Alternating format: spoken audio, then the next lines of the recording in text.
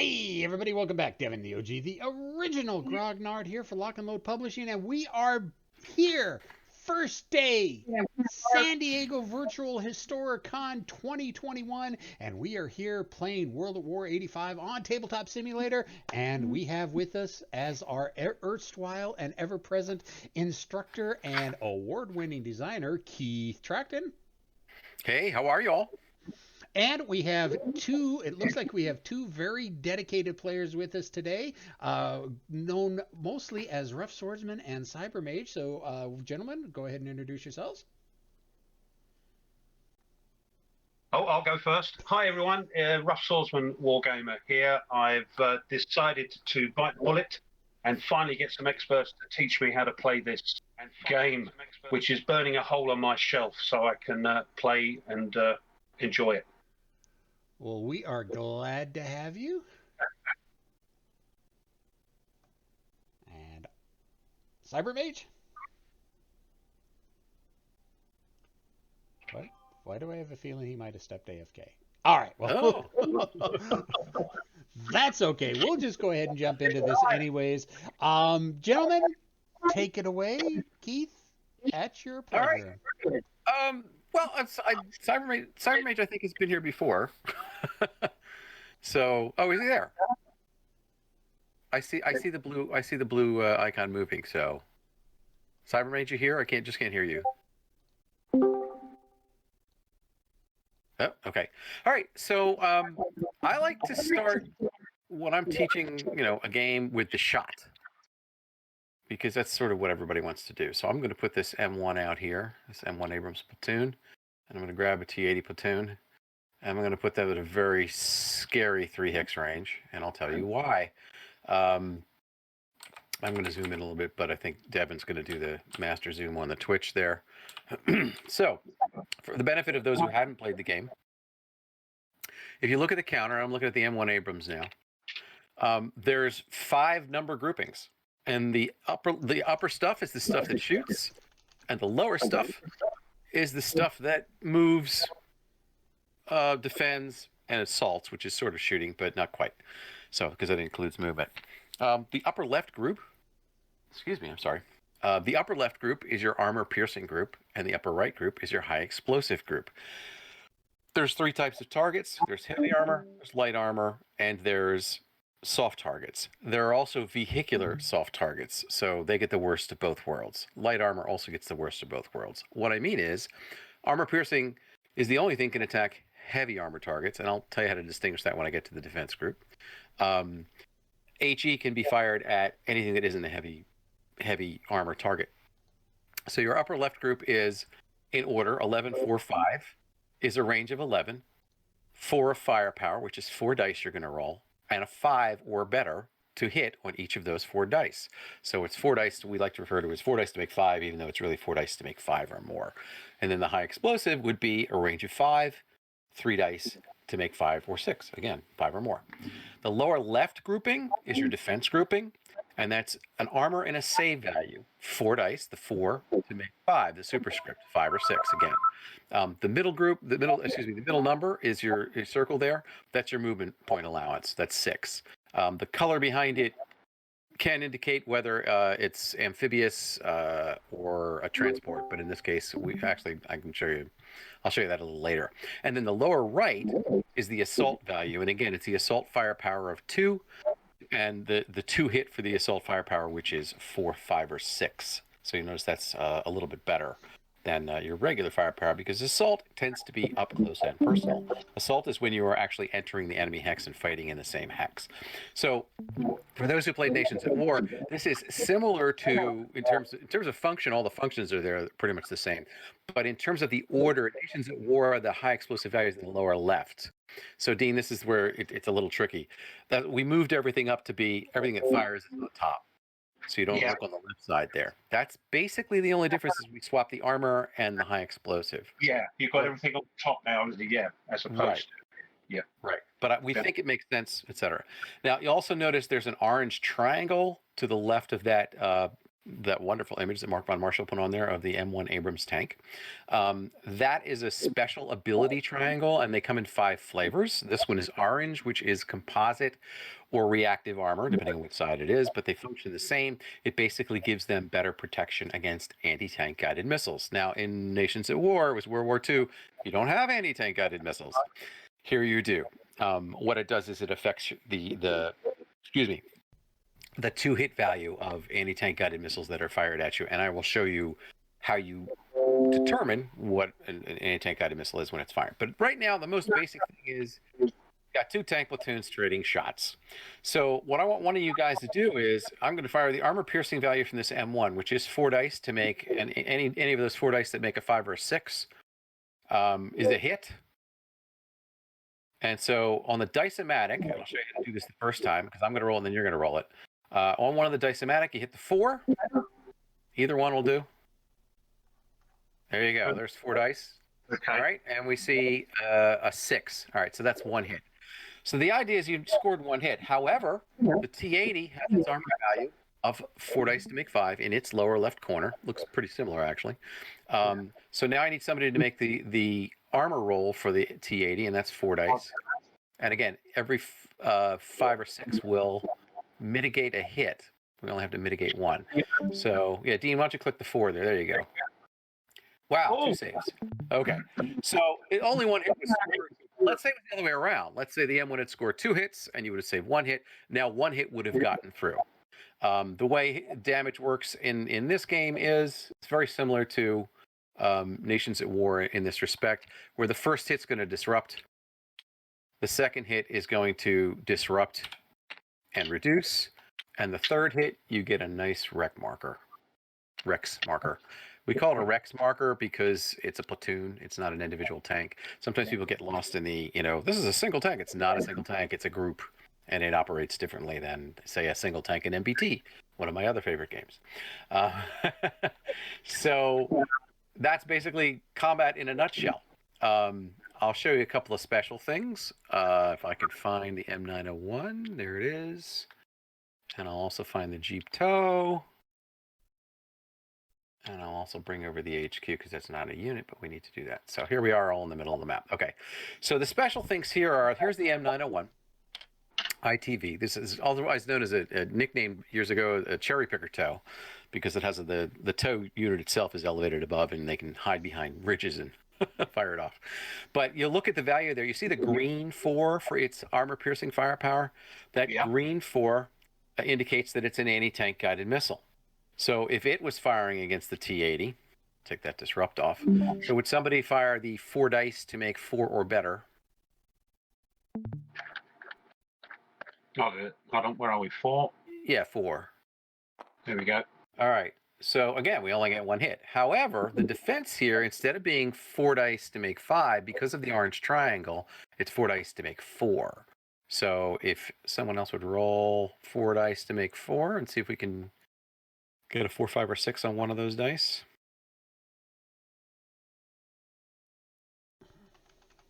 There you go. All right, 5 and a 6, 2 saves. Okay, so it has that effect. Now, one thing I forgot, actually, I cheated you because one thing we forgot to do is check the range. The range on the M901 is 13 for its armor piercing value. There's 3 types of ranges. There's the printed range, which is your effective range. That's 13 hexes. Half of that range, rounded down, is point blank range, and you are in that. So instead of doing 4 dice to make 4, again, it affects your 2 hit value because it's easier to hit when they're closer. You would have 4 dice to make 3s or better. So it significantly makes a difference if you're at point blank range. That first shot we did should have been 4 to make 4 with the M1 against the T-80, by the way. But you fired an anti-tank guided missile. Go ahead. Was there a question?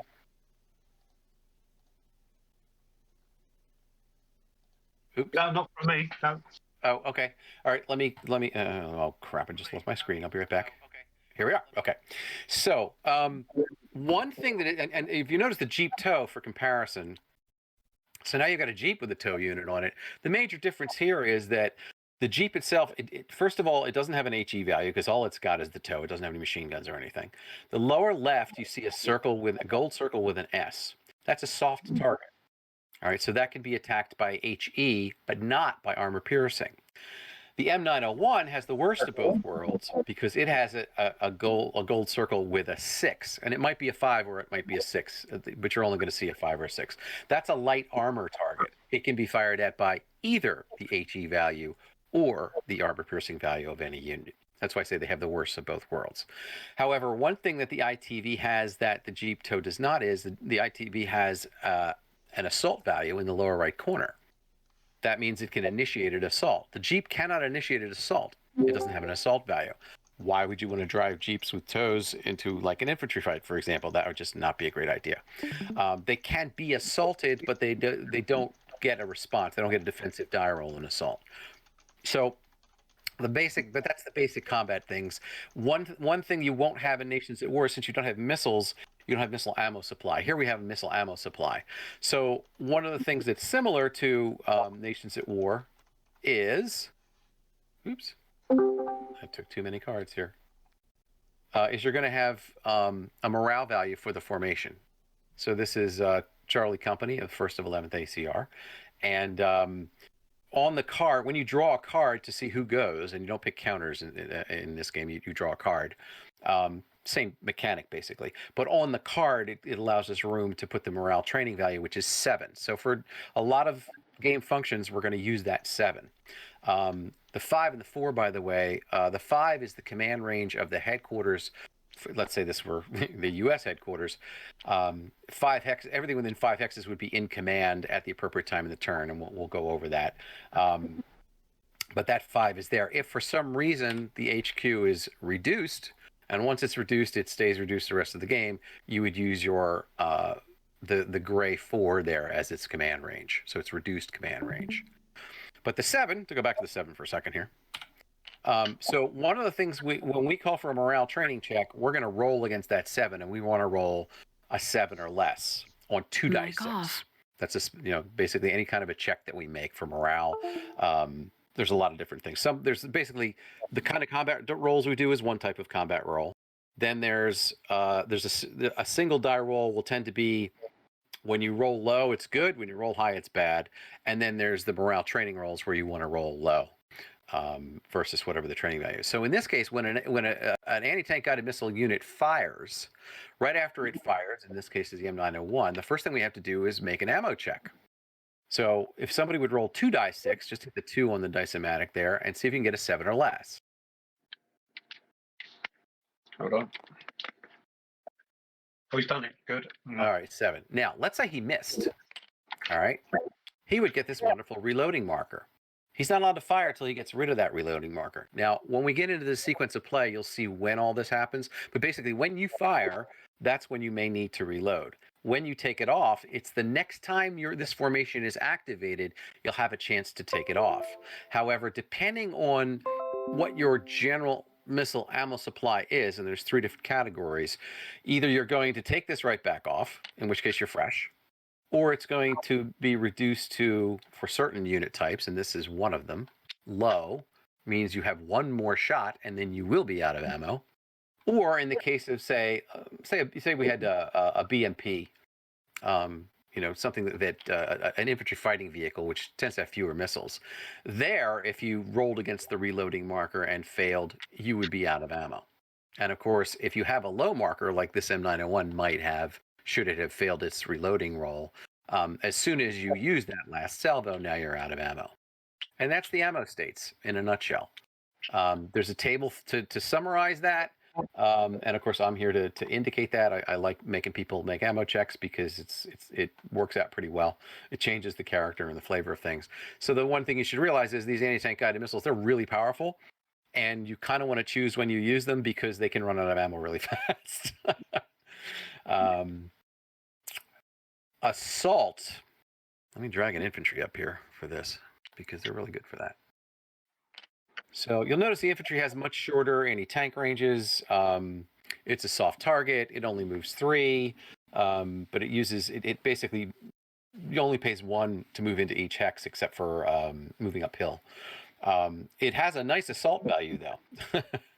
And because it can move 3, it can pretty quickly get engaged with enemy units. So let's say I've got this full strength T80, and I've pulled my American formation card, so my infantry is in the middle of this valley, and there's T80s in front of it, and they're like, well, what do we do?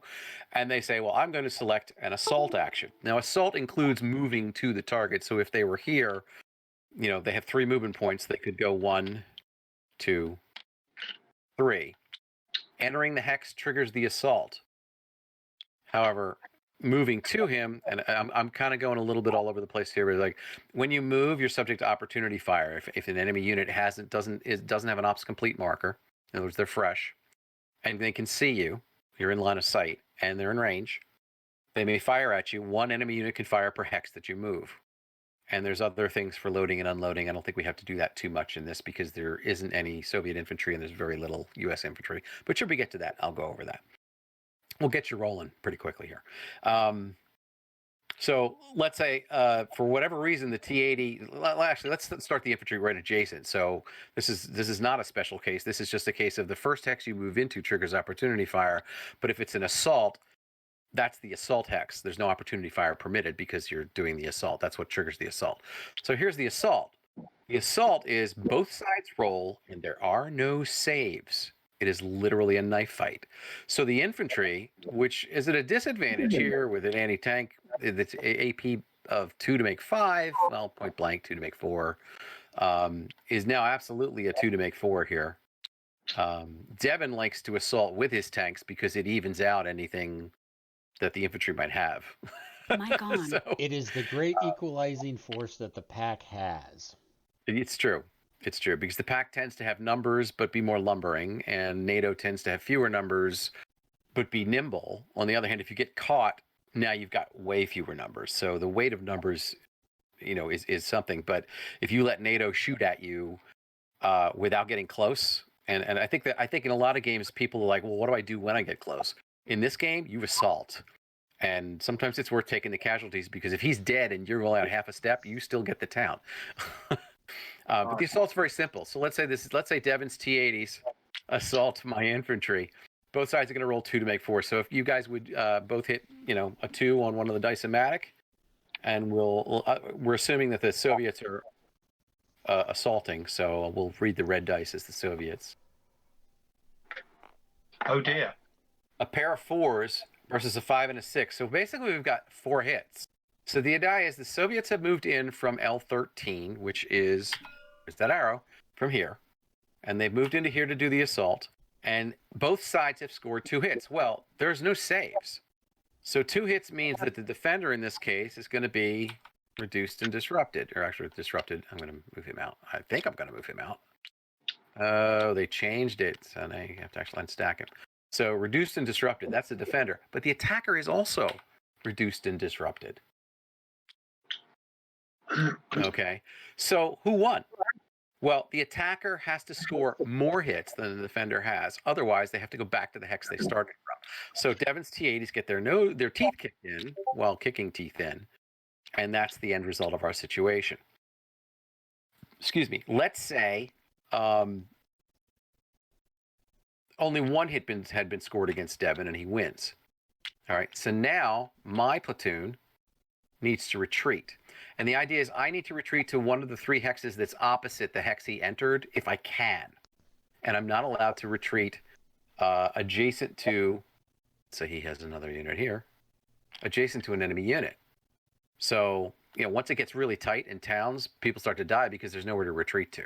So I can't retreat here. I can't retreat here. I have to retreat here. Doesn't matter if it's uphill, downhill, whatever. All right. He takes the hex. Now, if it's an armored unit, if it's a vehicular unit that did the assault, and a vehicular unit specifically means something that has a silhouette, as opposed to something that has a NATO symbol, like the infantry or the support weapons. The difference is that in an assault, a vehicle can take an extra hex. It can't do another assault, but it can, for example, advance there. That clear? Yeah. As much. There's no extra movement charge for assaulting. There's no extra movement charge. You just have to be able to get into the hex. So, for example, if Devin were charging up this hill from here, 1, 2, 3, 4, it's 5, 6 to get in there.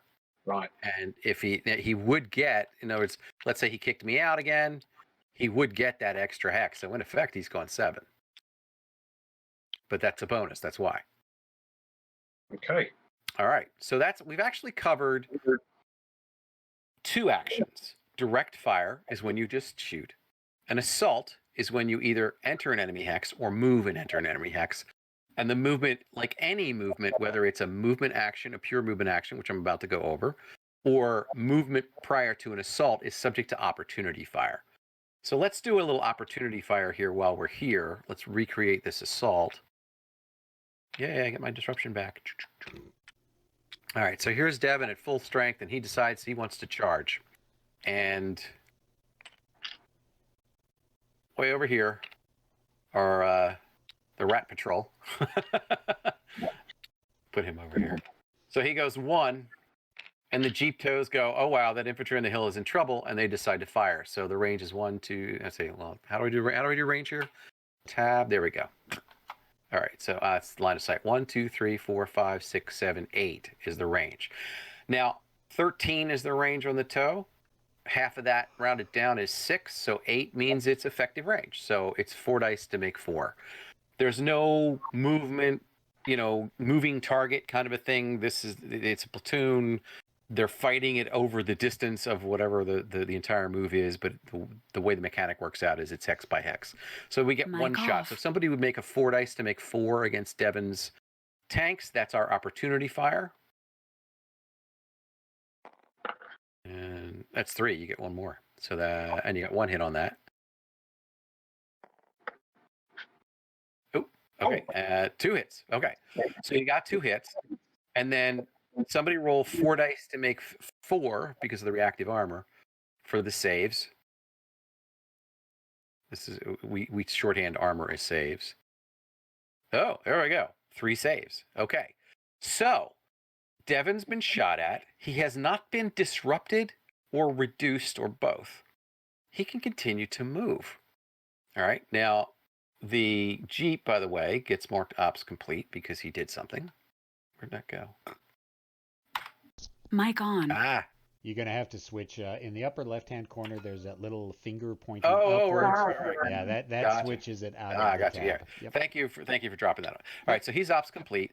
And again, I tend to drop my ops complete next to my unit because I like to see the units, but that's just me. You can do whatever you want. And when it gets tight, obviously you have to be on top of it. All right, so that's the first thing. So then the Devin continues to move his tanks, and he moves here.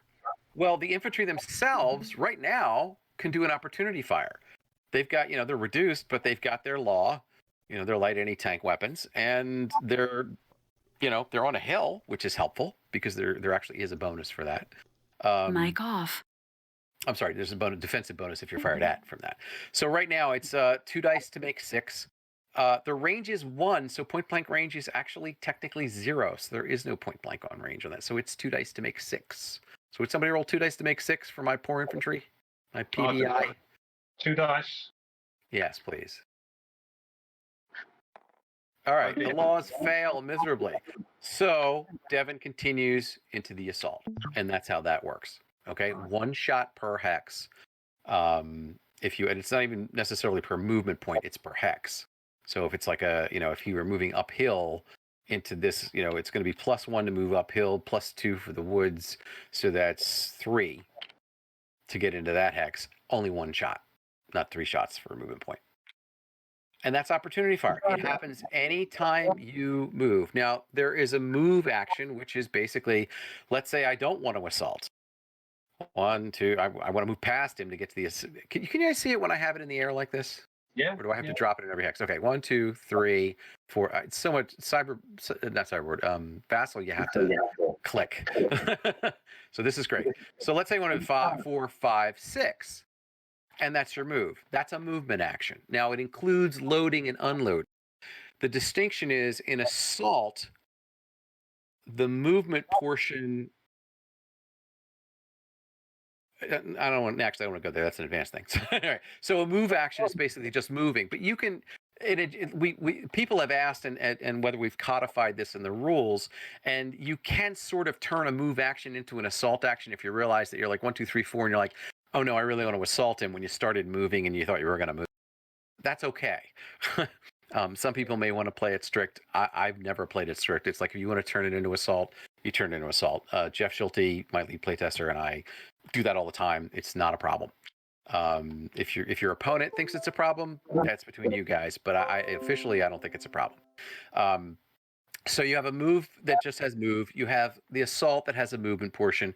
The last action, aside from onboard indirect fire, which we have a minimum of here. Actually, we don't have any indirect fire units, do we? Oh, we have the mortars, yes. No, that's M113. Mic on. Okay. So yeah, there's no indirect fire in this scenario, which is it's an easy scenario. So the last action is move and fire. And no, right out of the gate, there is no fire and move. That would basically allow you to, shoot and completely get away before anything happened when they can see you moving. So it is move and fire. You would move up to half of your movement, or in some cases you can move up to your full movement and you will take some sort of penalty to your firepower. There is a table for this. Again, I'm going to actually see if I can find that table on the table. Do I see it? Do we have, Deb, do you know if we have the miscellaneous tables? It should be there, maybe somewhere. It's not that. It's an 8.5 by 11, and no, I don't think we have them.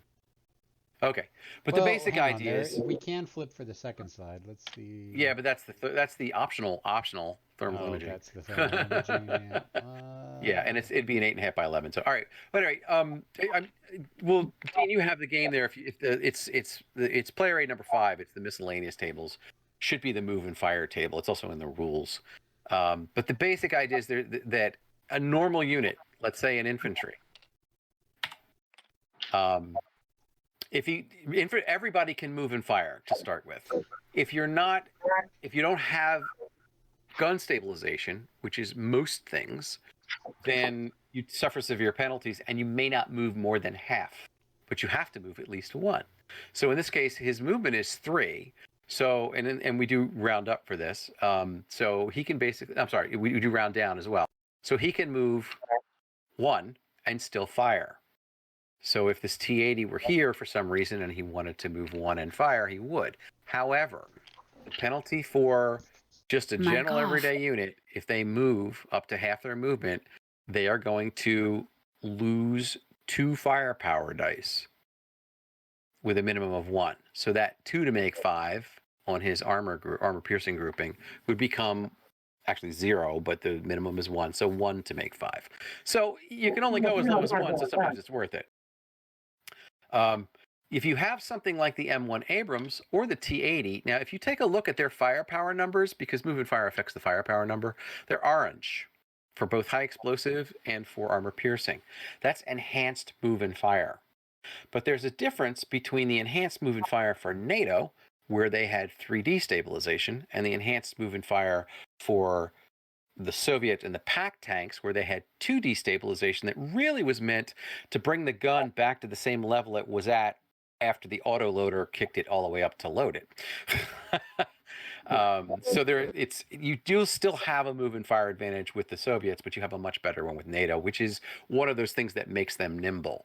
So the difference is that the Soviet tank moving up to half, 1, 2, 3, only takes 1 firepower. And then it can continue to move 4, 5, 6.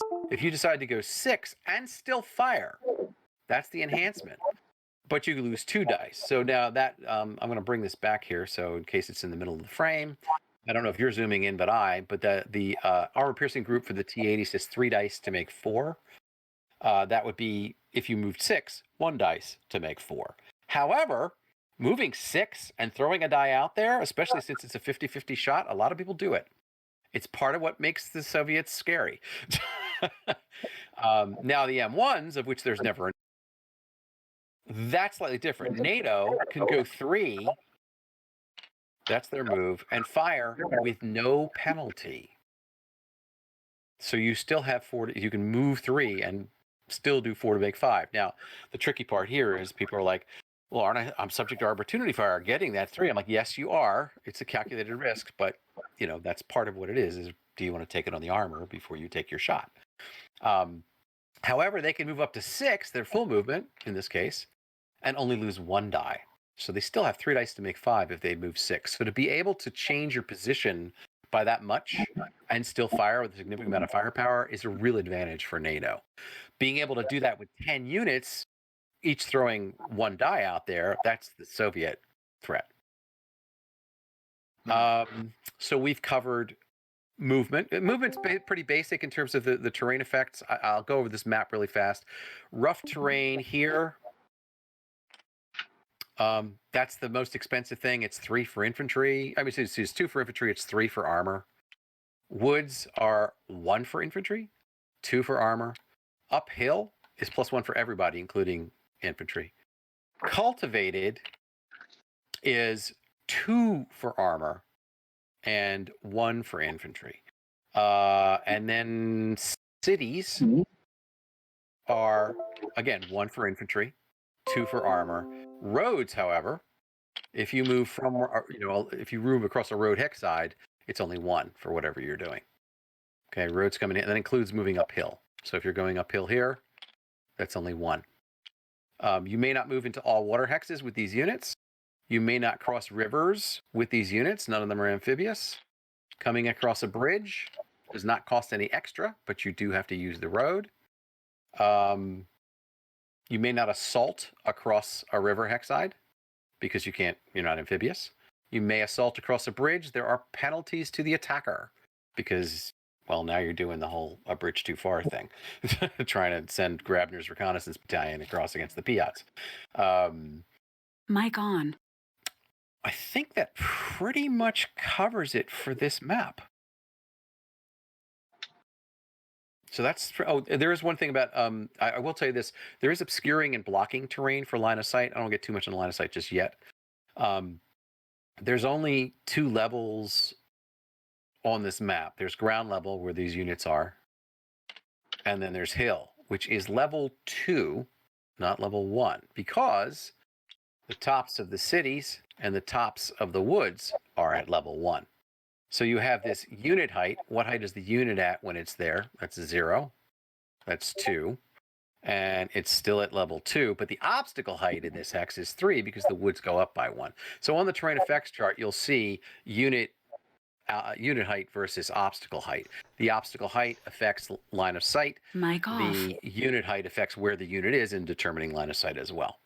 So it's sort of like the height of the hex is the unit height when the unit's in it, and it's the obstacle height when there's no unit in it. Does that make sense? Yeah, I think so, yes. Okay.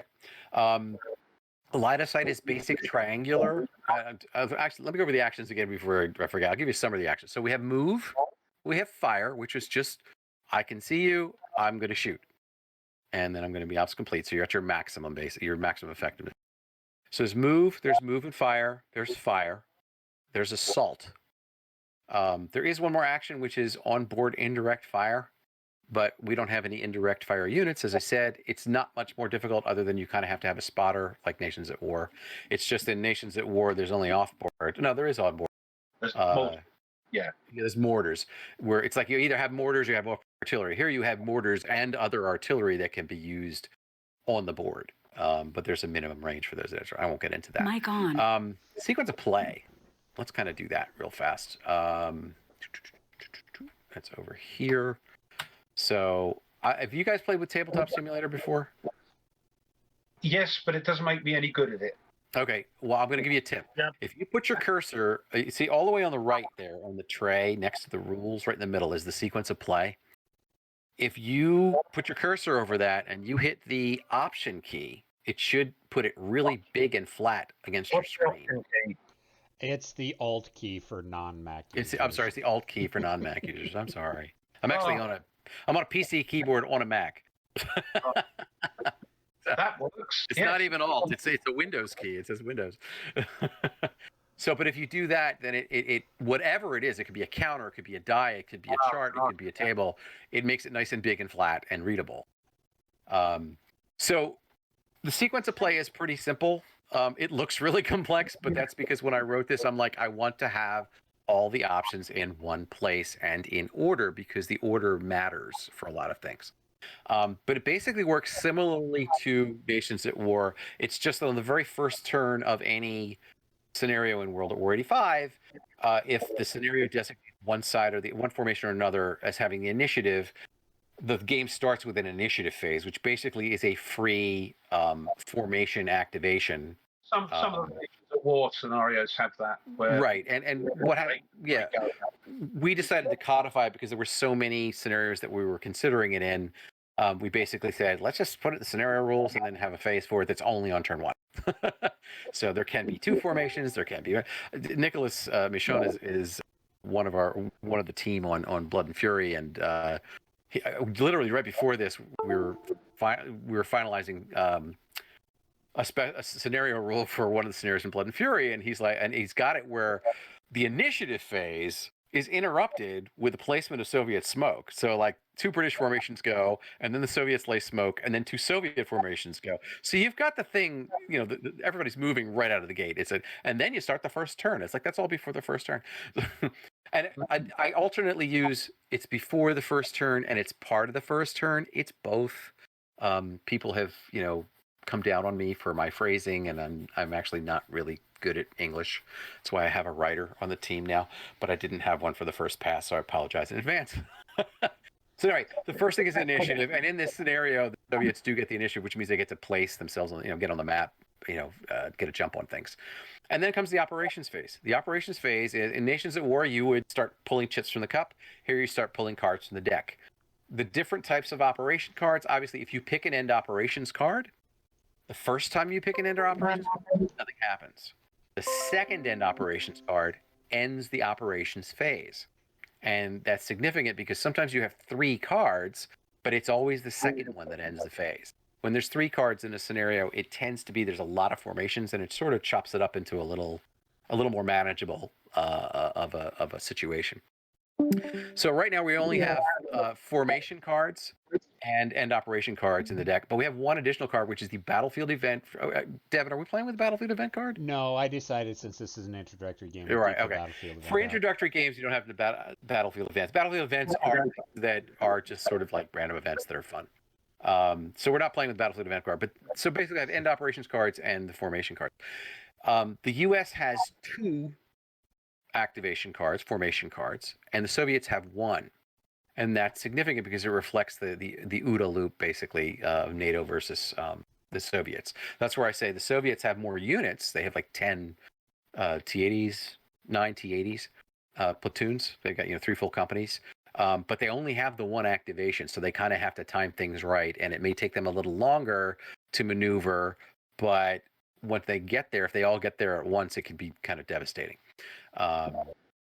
The NATO has 2, and what happens when you pick the second card, just like in Nations at War, you are refreshed. You take off all your ops complete markers, you take off all your out of command markers, and you start anew, basically. So if you, what happened there? I'm moving my cursor. Sorry, excuse me. All right, so if you pick a formation card, you're going to go into the formation. It basically you start what's called a formation impulse, and what happens is the units on the map with a color band that matches the formation card. That's the formation and its attachment, because some of them will be white, but they'll be attached in the scenario order of battle. And you specifically use the sequence in the formation impulse steps because you want to do it in that order because everything affects everything else. So the first thing you do is refresh, which is to remove your ops completes and your out of commands. Then you check the command status. Now that's where the morale training value comes into effect, but also the range. In this case, the green 4 on the Soviets there. So the Soviet HQ, and it's always going to be on a unit. The first thing that happens is if it starts the game off map. Actually, it starts in the deployment box because you don't have to have it on the map when you come on. But the next time the Soviets are activated, say the second time, the first thing you do is deploy your HQ to one of your units. It always has to go on a unit. Well, let's say you have, 7 other guys here. I won't spread them out, but let's say most of them are over there. And your HQ, you can put your HQ here if this is really important that this other tank moves somewhere. And then this one in the middle is in command because it's within a range of 4. But these other guys have to roll for command. and they won't be stacked that high. Stacking is, did I mention stacking is 2? Stacking is 2, and it is in effect at all times. You can move a stack, which is helpful when you're assaulting. But this guy cannot move through that hex. Just so you know. And when you're doing bridges, like around objective A here, that can get a little. It's like, who's going to assault? Well, I've already got guys there. I can't bring fresh guys. You have to rotate your troops through. So anyway, so the HQ has in this case, because of this card, has a command range of 4. And so all of these guys have to check. The way they check is each hex makes a morale training roll. And a morale training roll means I'm going to roll against that 6 with 2 dice 6. So for each of these 6 hexes, I'm going to roll 2 dice. If I get a 6 or less, they're in command. It's fine. They can do whatever they want. If they fail, they're going to get this lovely out of command marker, and they can do nothing but fire opportunity fire. They can fire opportunity fire, though, so it's not like they're not doing anything. They just can't move. Can't call in fire if there were indirect fire, that kind of thing. Not moving is a big deal. That's basically what you do in the command phase. So you said the command step, I'm sorry. So let me run back here. So you've done your refresh, you've done your command status. Now is where you would check your missile reload. So let's say we had a reloading marker on this M901 and the US was going. So let's say we picked our US card here. Then this is when you would make your check, again, a morale training roll for each reloading marker to see what happened. So would somebody roll 2 die 6 for this M901? All right. 2 on the Dice-O-Matic. Anybody? I'll do it. 2, right. All right, you roll a 6. So he's good. So you just take the marker off. If he failed, what you do is you check the unit type against the table in the miscellaneous tables. And in this case, he's of a category where he's a dedicated anti-tank guided missile unit. If he fails his reloading check, he is now low ammo. That's where that happens. And this is all before, this is the beginning of the activation for that unit. All right, then after that, I stress, is when you would check for disruption removal. So let's say my infantry was disrupted out of that assault. Let's say it retreated away. You make a morale training check for each disruption marker. And again, if you roll a 7 or less, the disruption marker comes off. Roll a 4. Okay, so the disruption marker comes off here. Now, if my HQ were there, the number on the HQ is the command bonus. And it's either going to be 2, or if it's reduced, it's going to be 1. That number you can add to the morale training value before you roll. So instead of being a 7 for the US there, you'd be rolling against a 9. So a 9 or less, and he could remove that disruption. HQs, when they move on, when they're placed with a unit, they're placed with a specific unit and a single unit. So if it's in a stack like this, he's with the guy below him. All right, and he only affects the guy below him. But that command bonus can be used to basically take off disruption. It can be used to help with removing reloading, etc. It can also be used offensively to increase the number of your firepower dice for any shot. And it also increases the number of dice in assault. So I don't want to double back here for that, but when we get to that, I'll make sure. So where your HQ is important. People tend to, say, well, they tend to shoot at the HQs, and they call it HQ hunting. And that's perfectly valid, especially if they're vehicles, because they tend to be the guys with the whip antennas, so they can be identified to some extent. So it's not as unrealistic as it sounds.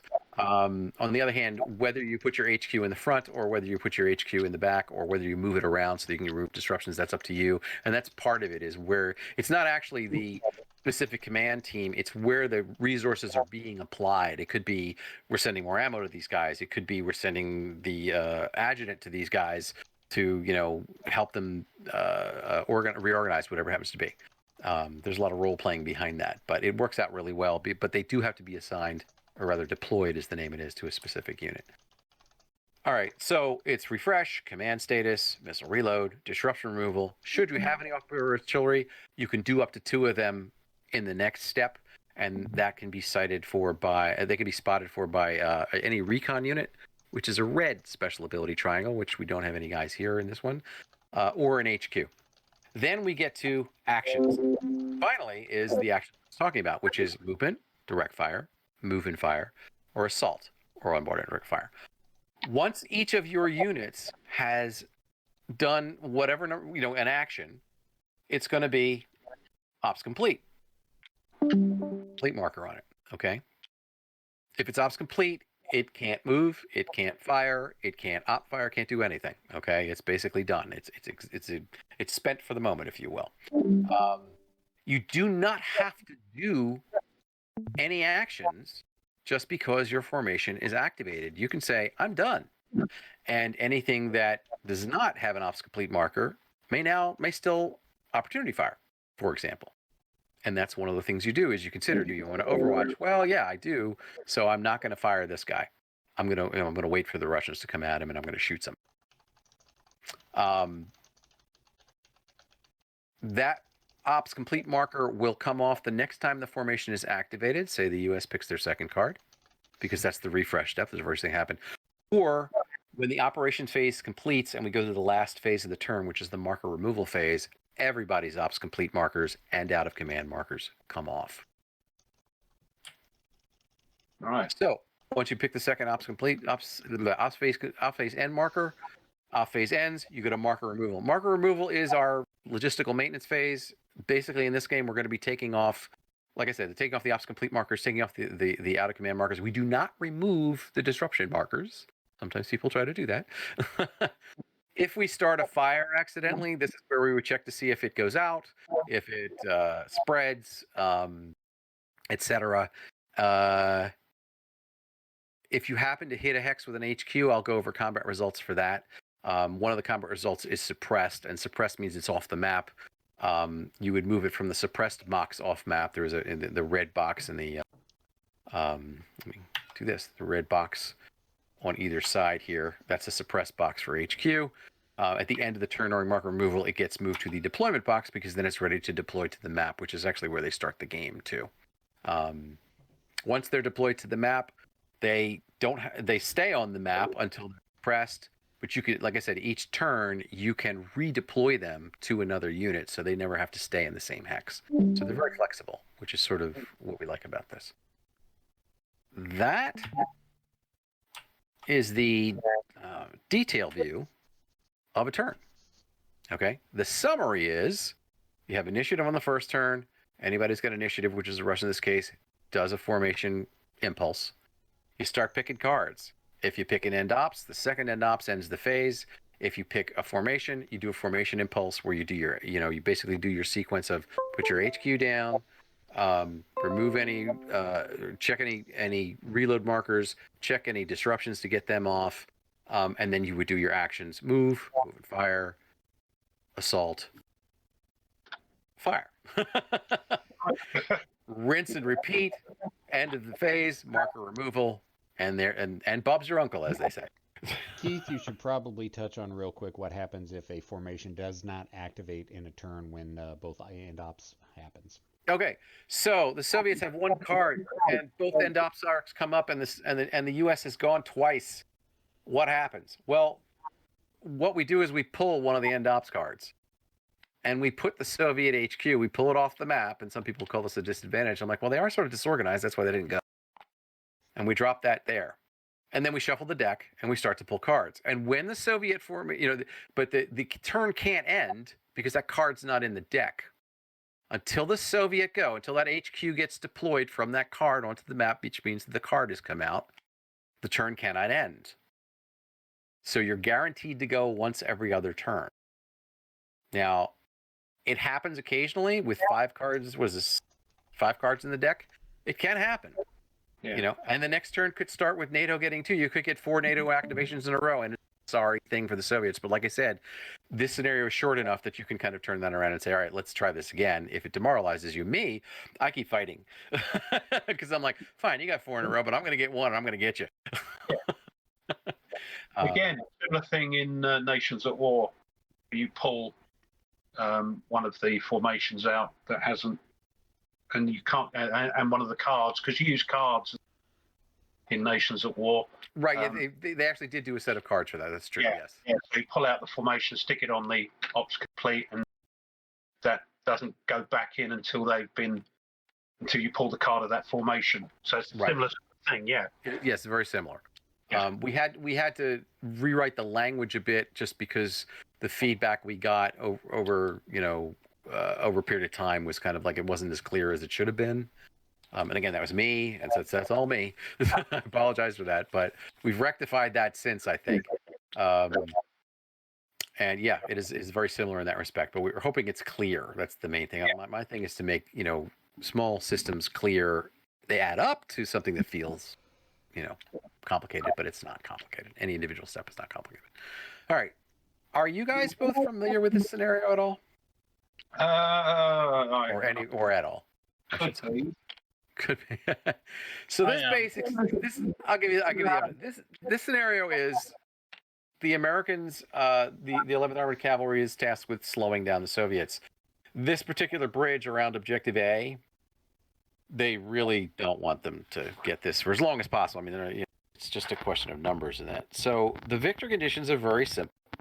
To win, the Soviets have to hold both Objective A, which is they have to be the last to control all 5 of those hexes, and Objective B, both of those, during the victory determination phase of turn 10, otherwise they win.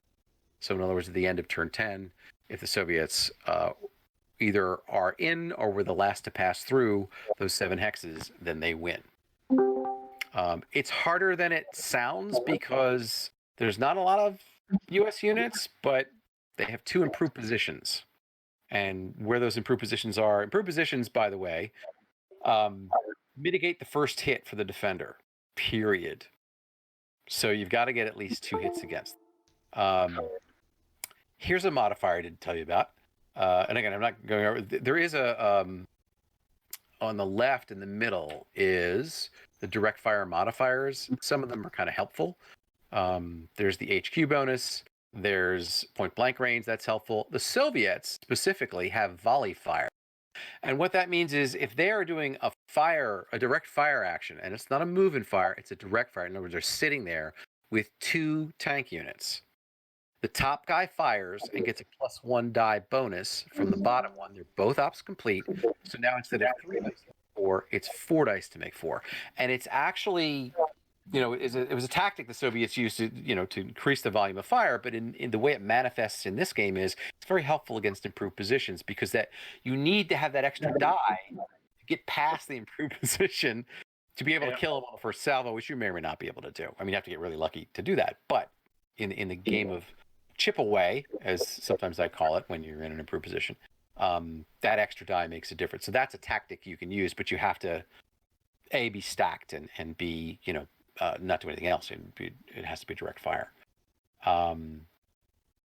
That's as much as I'll say because it's a game of making mistakes. The U.S. are allowed to set up anywhere on the map, but obviously know where the objectives are.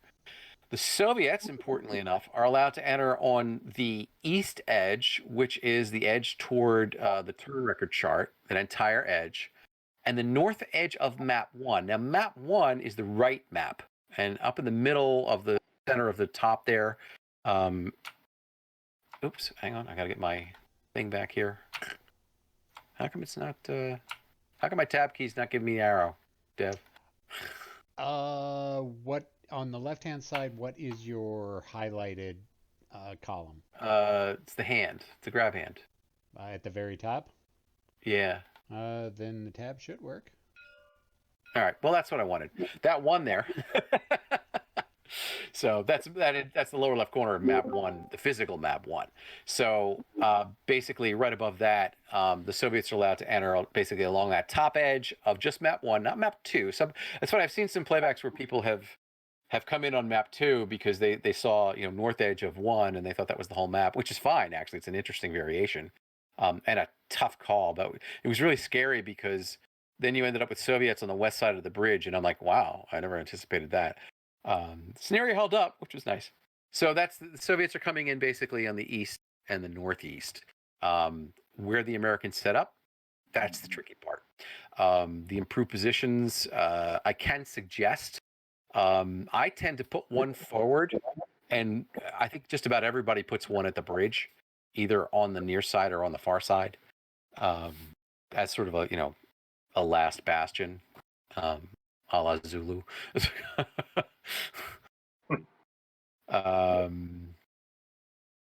All right, who wants to be? You guys have a preference for side? Well, which one would be the easiest for the more or the less experienced? I'm Dev, what do you think here? The more experienced players should probably take the Soviets. Soviets, by just their general nature, are more difficult to run on the attack. Yeah, because you kind of have guys hear me? Yes, we can hear you now. There is a little bit of a reverb and an echo. But you're there. How about now? Yep. Yes. Have you been asking questions and we haven't heard you? No, I've been listening, but I've been trying to figure out what's going on with my microphone. Oh, okay. Does anybody have a preference for side? Sorry. Do you, Cybermates? Would you want to play the Russians?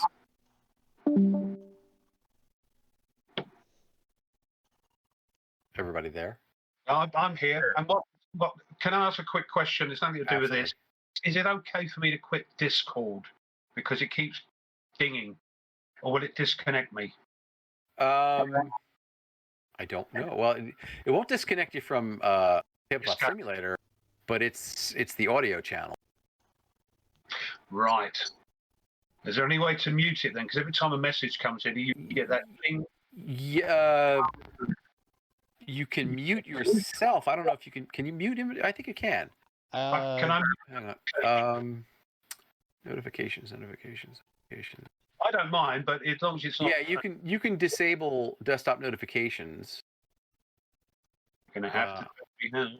For the selected channel, text to speech. Yeah, there's sounds and stuff like that. So, which in the Discord, down where the controls are for like video and screen and your muting in the lower left corner, there's the gear wheel, the user settings. If you go to user settings, and then there's a long list on the left, but around about the middle is notifications.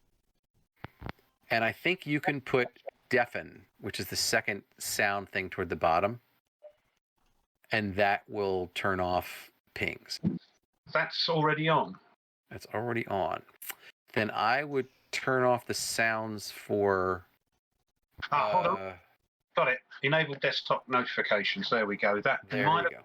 Apps. Right. Thank you. Sorry about that. Okay. No, it's all right. It's all right. Yeah, the tech is the tech. All right. Anybody who's lurking want to play too? I need all the help I can get. I mean, everybody can kick it, to be sure. Absolutely. Just kick your mic in if you want. But all right. So, Cybermage, you okay playing the Russians? And I'm available for advice too. I mean, they're going to go, what to do. Play the Russians. Okay. All right. So the U.S. sets up first.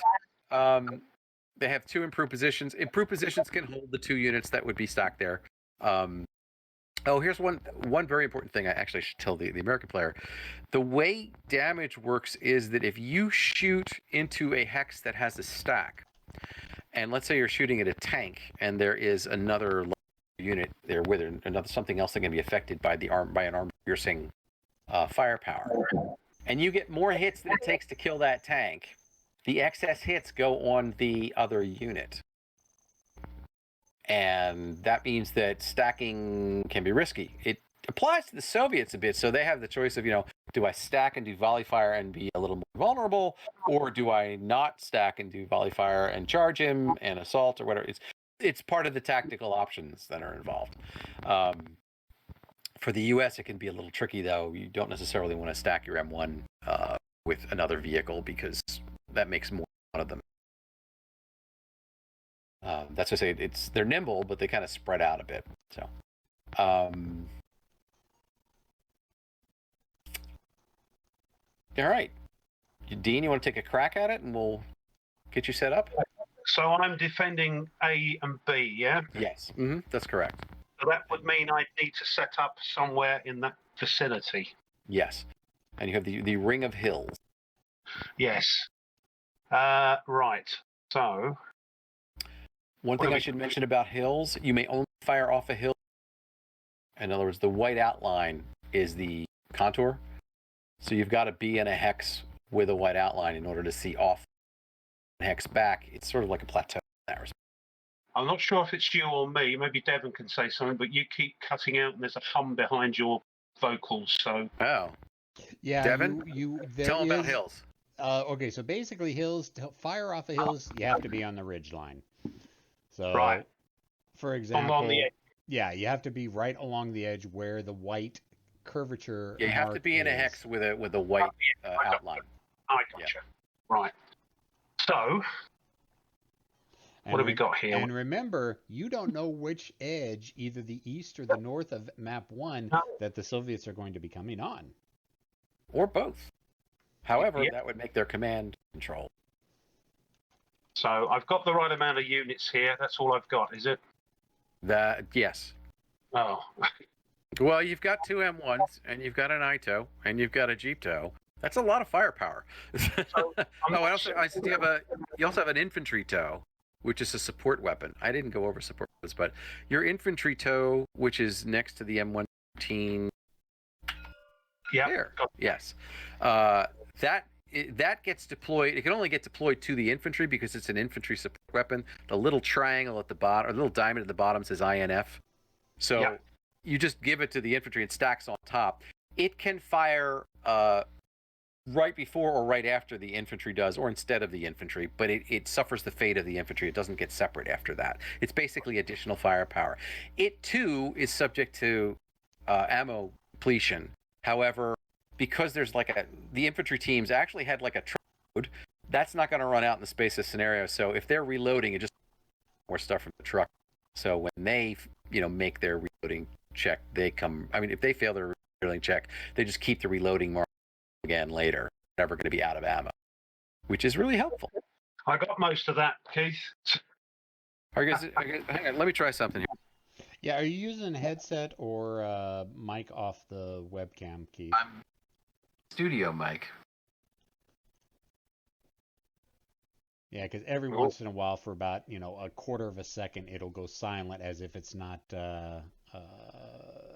picking up the entire what you're entirely speaking. And there's like an earth hum as well. So and there is a slight hum in the background whenever you're talking. Yes. All right. Can you hear me now? Yep. That sounds better.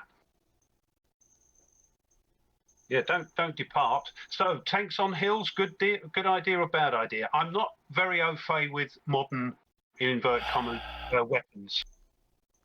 So, what shall I stick some anti-tank guns up there? I think Keith is working with his microphone real quick. Okay. Well, that's going to go on there anyway, isn't it? Can you guys hear me? Yep.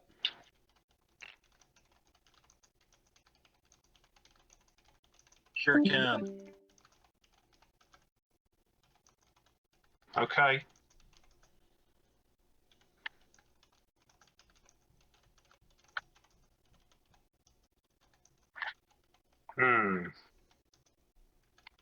Just trying to remember what.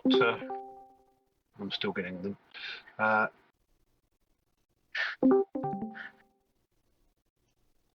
Let's turn everything off.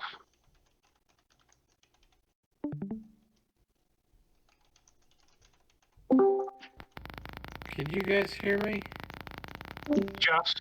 Can hear you, but there's some really bad reverb coming off your mic now. Crackling and humming. All right. I'm going to go to internal here. Giving when there's problem.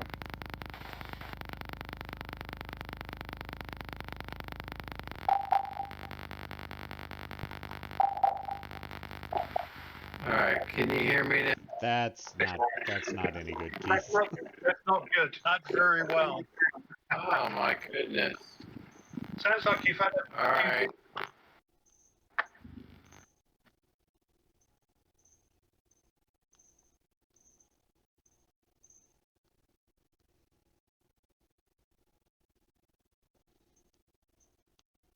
So, Devin, some hints and tips, maybe? Well, being on top of a hill is always a good thing because you get an additional dice if you're being or additional dice in defense if you're being shot at from a lower target. Plus, it tends to extend your line of sight a little bit better. So being on a hilltop is not a bad idea. Right. So I just got to suss out where I think you might be coming in from. Right. So. All right. Do this. Hey, Devin, can you hear me? Yes, sir, I can hear you. Okay, I think I got my audio sorted. Okay, good. Okay, that sounds much better. Can you guys hear me? Yeah, Say but there again. was.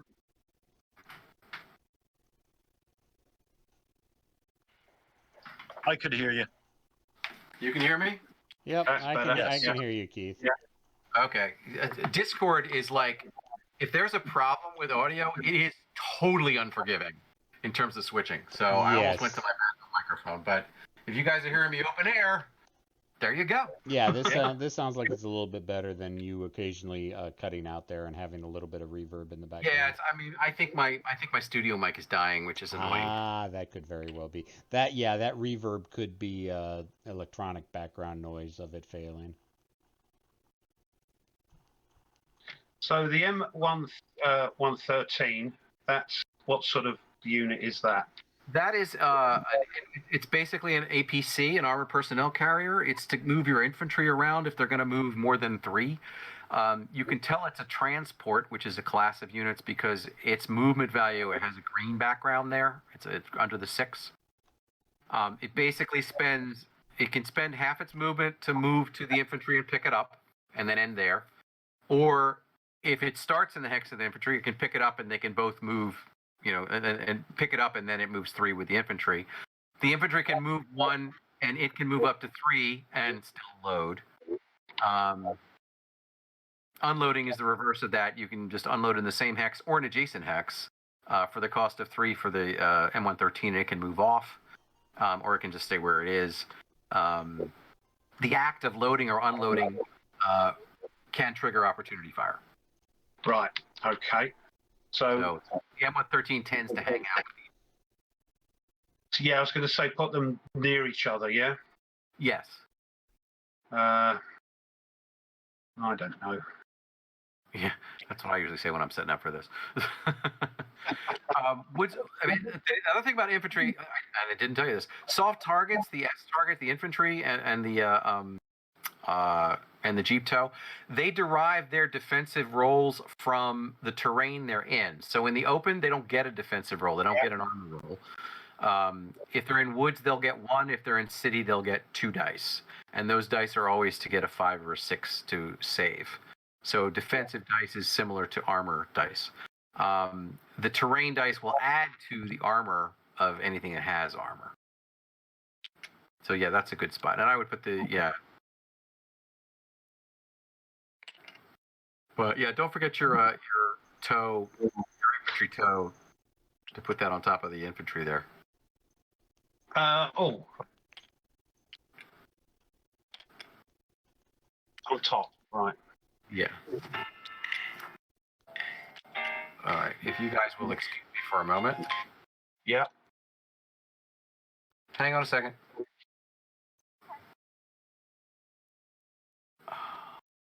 I don't know how to do this. All right, I need to step away for 1 minute. I'll be right back. Okay. Hello.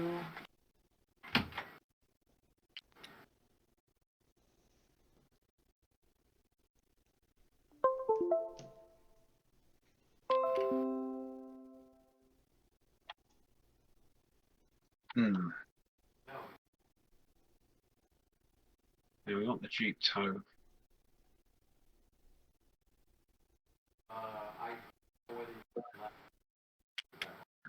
And my HQ goes, move over there. Goes here, yeah? Well, since you're setting up with your units on the board, you can hold it off because the first thing you do in your very first impulse is always place your headquarters unit down Oh, or right. readjust it. So you can either leave it off for now or you can put it on now, either or. And remember, if anything is outside of your command range, you're going to have to roll a morale check to see if they are in command, thus able to do anything for the turn. Right. So what's the command range? So for the U.S. units, it is. Let's see if I can find 5. You've just shuffled them. I'm sorry. Oh, that's okay. I do have the ability to shuffle them again. So yeah, it's a range of 5. Right. I see. Yeah. And I'm going to warn you guys now that we didn't go over absolutely everything. So if things pop up like, line of sight, they don't have it, that kind of thing, I'll try to fill in as we go. So Wait, don't do anything yet. You didn't put your improved positions down. Oh, right. And they give me what? They basically, any unit that's stacked in them, the first hit against them is mitigated. Ah, right. Okay. All right. I will suggest. Yes. I will suggest putting your M901 ITO either in an improved position or back a hill and put the M1 in that same spot where it is now with the improved position. That would be. Let me get a hex number. I should be able to do this arrow thing. Oh, right. Just tap the tab key. Next. Yeah, right over there. So you want the Jeep tow there? No. Leave the Jeep tow where it was. The ITO. I'm sorry, it's the ITO. That's what I call it. The M901 on top of the hill in the woods, your northernmost unit. This one? Yeah. Yeah, you may want to move him back to the other hill, to the left. To the left. That's. Oh, I'm sorry. You're looking at it upside down. To your other left, to the right. Yeah, in other words, you're sort of defining an arc around the bridge, I guess is my point. Yeah, there. And then the M1 in that center hill, put it where you just picked up the M901 and drop an improved position there. That's my suggestion. It's sort of, and the reason is that if the Soviets get established on a hilltop, it can be bad. But if you're already there, you can at least mitigate that, and I've got a feeling he's going to try and creep round this hill here. He might just charge right through, but there you go. Yeah. And the other improved position, does it matter? There's a couple ways to use it. One is to put it forward. One is to have it be a fallback. Oh, you can put it without anything in it. Yeah, you don't have to put anything in it. So you could put it somewhere in Objective A. That's what I was. Forward positions, because the objective is the bridge. The improved position is only going to be in action for so long. He's going to run by you at some point. Yeah.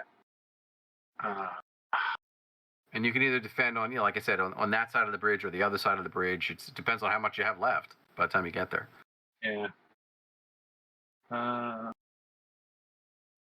No, we'll leave it here. There we go. Right. Sorry about that, you guys. No, if you want, you can put your infantry in there right now. Yes, that might be good. Yeah. Does that go on the top or the bottom? Your choice, but I like to have it. I actually like to have the improved position on the top, but it's really your choice. Because there's only one unit in there, so we know it's in it.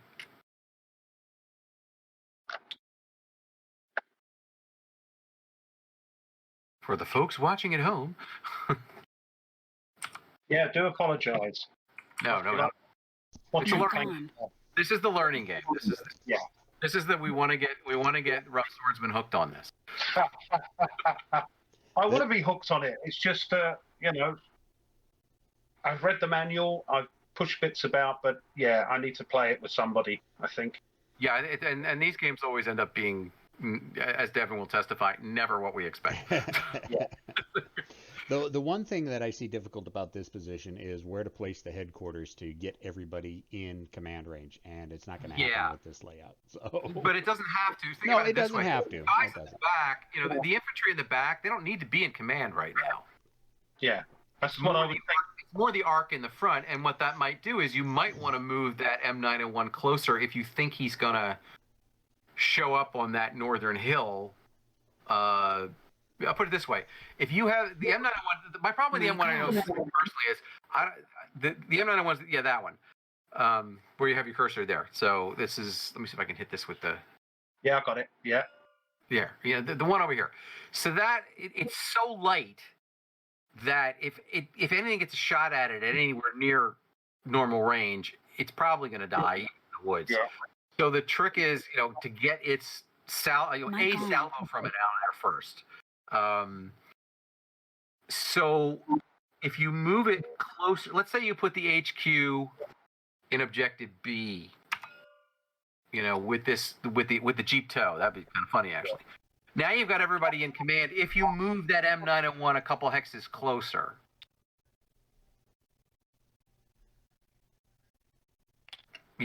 and now you've got a lot covered. And it's not like it's if he gets a first shot at you, he's going to get you anyway.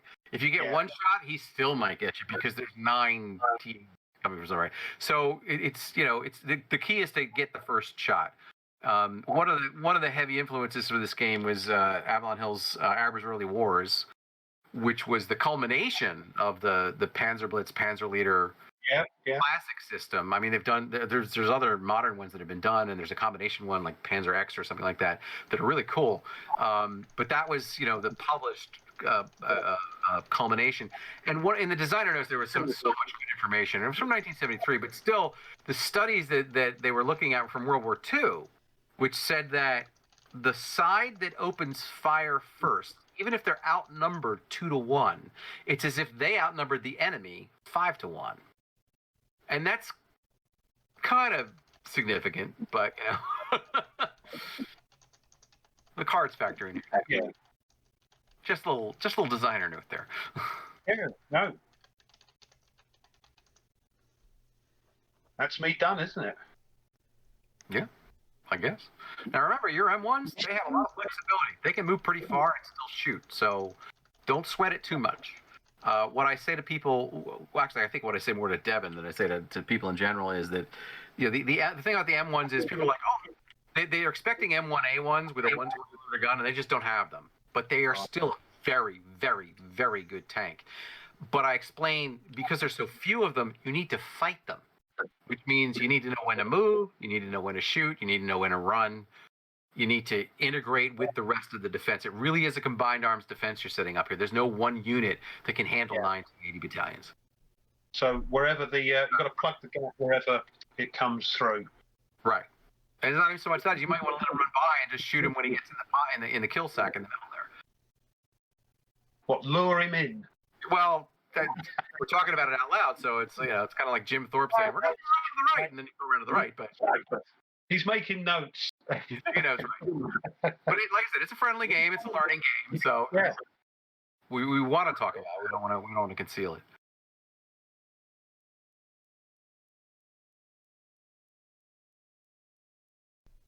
Right, so I can come in the northern edge of board 1 or the eastern edge. Eastern edge of northern or eastern edge of board 1. And when you're ready and you thought about it, let us know. And your formation has the initiative, so we'll immediately drop into your formation impulse to move onto the map without picking a card yet.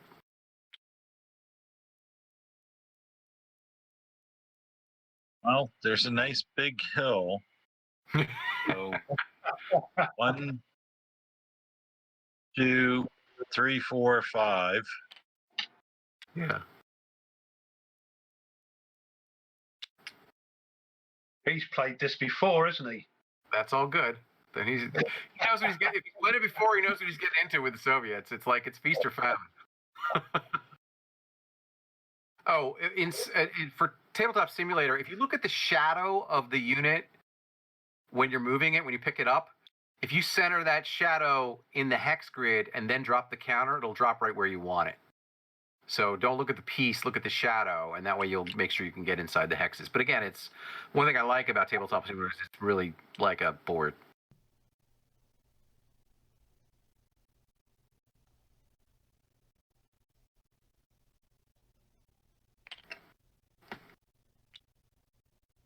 Hey, Dev. Yes. Do you remember the keyboard command to get a top view of the map? You just rotate. You right click and pull down, and that changes the eagle eye perspective of the camera. Yeah. So you can't actually get a top down view of the map if you're moving and you want to drop things exactly in the hexes, or you don't, whatever. So you can have a classic view, or I like the angle view myself, but something about getting down there in the counters.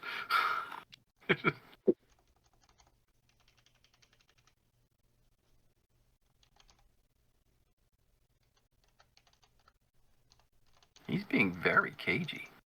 Yeah. He is not exposing himself at all. That's really interesting.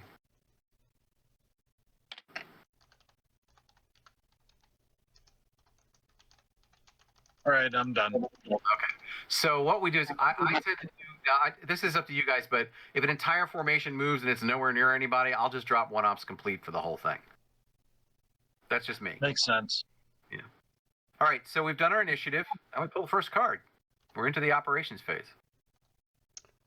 I suppose I should do that then. Let's shuffle. If you wouldn't mind, I'd appreciate it. I would. I'm perfectly fine. I'm having enough technical issues. End ops. First end ops turn. Wow, already. Yep. All right. Second card. U.S. All right. Right. Here's an interesting situation, Dean, because he's in position. You can see him. The question is, you can't really take advantage of it unless you want to charge. I won't be to get up that hill and through the woods, will I? No, you won't. You could possibly, go somewhere like, I'll put it this way, this is, I'm not saying do this. I'm saying you could go here. Shoot down the lane to here, but I don't recommend it. No. I can't see him because this is blocking terrain, isn't it? The trees. That is correct. So you're up on level 2. He's on level 2, but the terrain between you is up to level 3 because the tops of the woods are level 3. So that is an accurate assessment. So right now it's like, I guess it's more a question of, do you want to adjust to meet the onslaught? I actually think he can shoot there. No, he doesn't have a line of sight there. Doesn't have line of sight here? Clipping the tree, wasn't it? I'm going to go to the top view here and see if I can pull a line of sight. No, it clips the trees. It clips the trees. Now, it also clips the trees going to P3. So basically, what is it? 04 right here. That's a death place. Because all the lines of sight converge there, but if you're on the edge of that clearing, you're good. So I think it might be just best just to see what happens. Right, and the thing is that you like I said, you don't have to do anything, and now you're set for opportunity fire. So yeah, you're on Overwatch. People say, "Where's the Overwatch?" I'm like, is this one here? What about this one? No, everybody's behind that woods there. Yeah, so that's no good. Either he's behind the woods or you're behind. So I just like pushing these little buttons. They're great. So excellent. Try out my line of sight. So I'm going to hang. All right, so he's done. Oh, hold on. What about this? This M901. The woods that are on the next hill actually block the one line of sight he might have. Just thinking about moving him past it or moving him up to it. That's a possibility. Moving him up a bit. You're going to lose a movement point on the hill, so you won't quite make the woods. 1, 2, 3, 4, 5. Yeah, because the woods is 2. You could get to here, but he might. He won't shoot at you because he's ops complete. But if he pulls the next card, he might blow you away before you got. But he's no good there if they're not coming in up in the north end. So true. You could move him down to the valley, across the valley, and on the edge of the hill. He doesn't necessarily have to fire. That'll solidify your from the perspective I'm looking at, your northern flank. If he's holding, hex row, this hex row here. Yeah. If he's just got that covered, that kind of seals the, at least one unit for the Soviets. If they want to go that way, they're going to lose time anyway to go back north. Would the Soviets come back round the north, or would they just charge?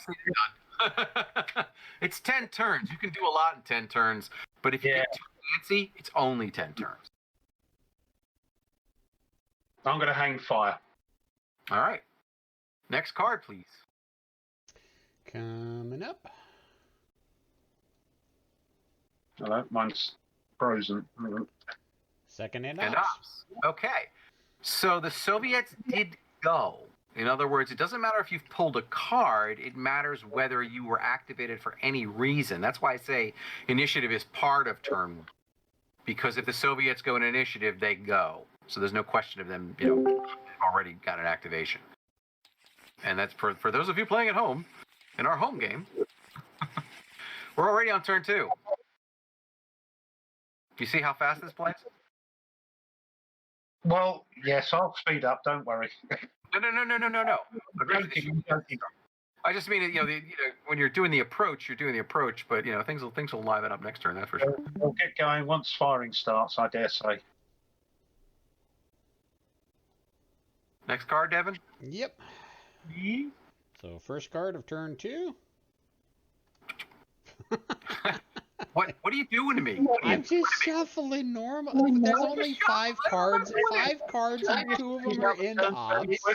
Oh, there we go again. Okay. Now, the first thing you do here is if you want, you can redeploy your HQ to something else. So if you think one of the M1s is going to engage, and you're willing to risk the other M1 making a roll to be out of command, and a 7 or less is pretty good. You can move that HQ to say the middle M1, and then he's got the extra 2 dice if he wants to shoot at something. But again, he'll only get 1 shot, or he's ops complete. Yeah, move that there. I'm just worried about this, whether or not I need to move that up. Well, you don't do anything yet. You're going to move the HQ first, and then you're going to check command for everybody else. Now, actually, I'm going to say don't do that right now, because there's no reason to do that. You do need to roll for your infantry in the back in the improved position, because they're beyond 5 hex. They may be out of command yet. Right, but you're rolling for the hex too. So if there were 2 units in there, it's both units that would be out of command. So all you do is make a roll. Sorry, I'm just going to put those on the bottom so I can see what they are. Forget what they are otherwise. You can, I didn't choose. You can right click. I think you can right click, at least if you're not on the command that I'm on. You can right click and explode the stack, and then you can shift around there. Anything you want, they're pretty easy to do. And then when you repack it, it'll go right back where you were, but neatly stacked. Repack is a black bar under the number 1 to the side of the. There you go. A little higher. Oh, click. He may not have the permission. Oh, permissions to pack? Yeah, that's one of the things that I think the permissions. You need to have the permissions. Look, I messed that right up. That's on there, isn't it? No, that's all good. So I can't stack my stuff then. Well, I can. I'll take. There you go. Right. So I have to roll. What is it? 7. 2 dice 6 to get a 7 or less. Yes. There we go. You're in command, so they're good to go. You don't have to do anything. All right. That's the command. There's no reloading to check. There's no disruptions to check. There's no off-order indirect fire. So we're into actions. Do you want to do any actions, or do you want to basically do the same thing that you did last time? Oh, by the way, this ops complete. They're ready to go. They're not ops complete because there was a marker removal after we did the end of the ops phase for turn 1. So everybody's fresh right now. That means he can ops fire if you show up in line of sight on top of that hill. 6. 1, 2, 3, 4. Roads 1. Hill 1, would be 2, 3, 4. But 6 to get 5, just behind me. Yeah, but if you pop your head up there, these guys here, over here, Yeah. to the right, they're gonna fire at you. I bet you. They're gonna try and blow you away before you shoot at them, and you won't be able to shoot because you can't move and fire if you move more than 3 hexes because you don't have enhanced move and fire. No. Okay. Well, I'm staying put. Okay. Is there any other action you want to do?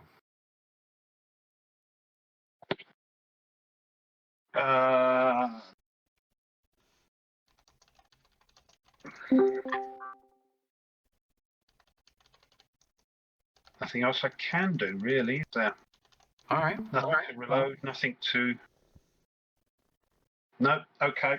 Then you get the classic. Wait for it. All right. That's the end of that formation impulse. Let's go with the next card, please. And the Americans again. Okay. So this is tricky because now you're going to be relying on your opportunity fire. Yeah. I mean, in a way, you're holding him up for a turn, but we'll see what happens. I mean, I don't see as there's anything to do at the moment. Next one. Yeah. All right. There you go. Here they go. All right. Yes. All right.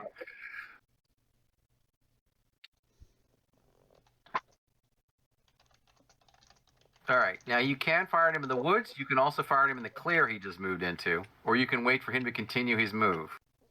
I'll wait.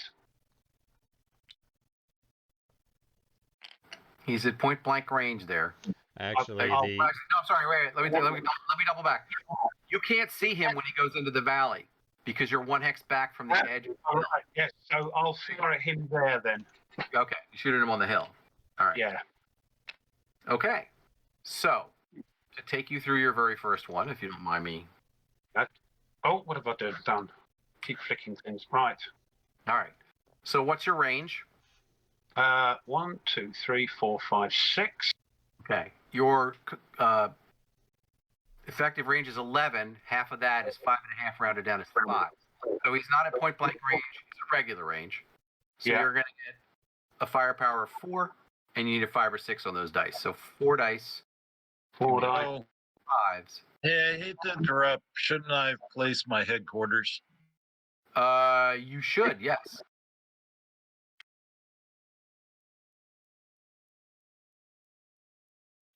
There you go.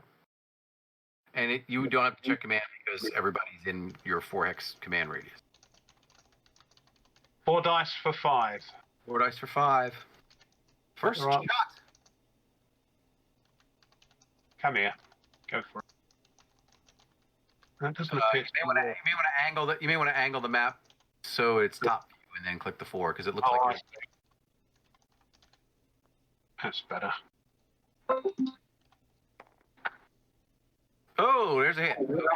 1. Right. And he's got 4 dice to make 5 on defense. His armor save. Ooh, 3 saves. Okay. So you are Ops complete. And he is still moving.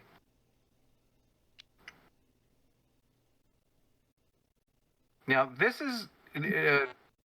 where's your next hex? L6? Okay. So here's what I'm going to show you over here. Dean, you have a shot. Is it this one here? Yeah. Yeah. Now, the way this works is... it clears the woods. It would even clear the woods, though, if the woods were there, because the top of the woods is level 1, you're at level 2. Yeah. And you're closer to it than he is, and he's lower. seeing over the hill, over the trees. Yeah. You could see all those trees, but in this case, you've got a clear shot. So again, what's your range? 1, 2, 3, 4, 5, 6, 7. All right. Again, it's normal range. Right. 4 dice at 5. Yeah. That's right. Yep. Let me do that.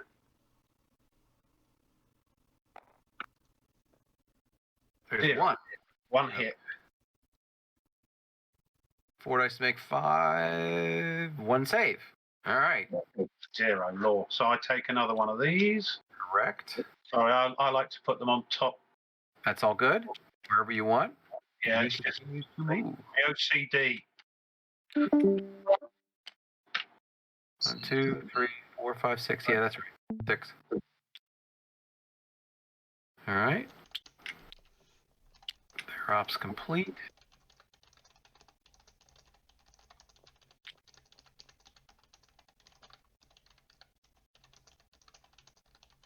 Oh, this is interesting. Mm.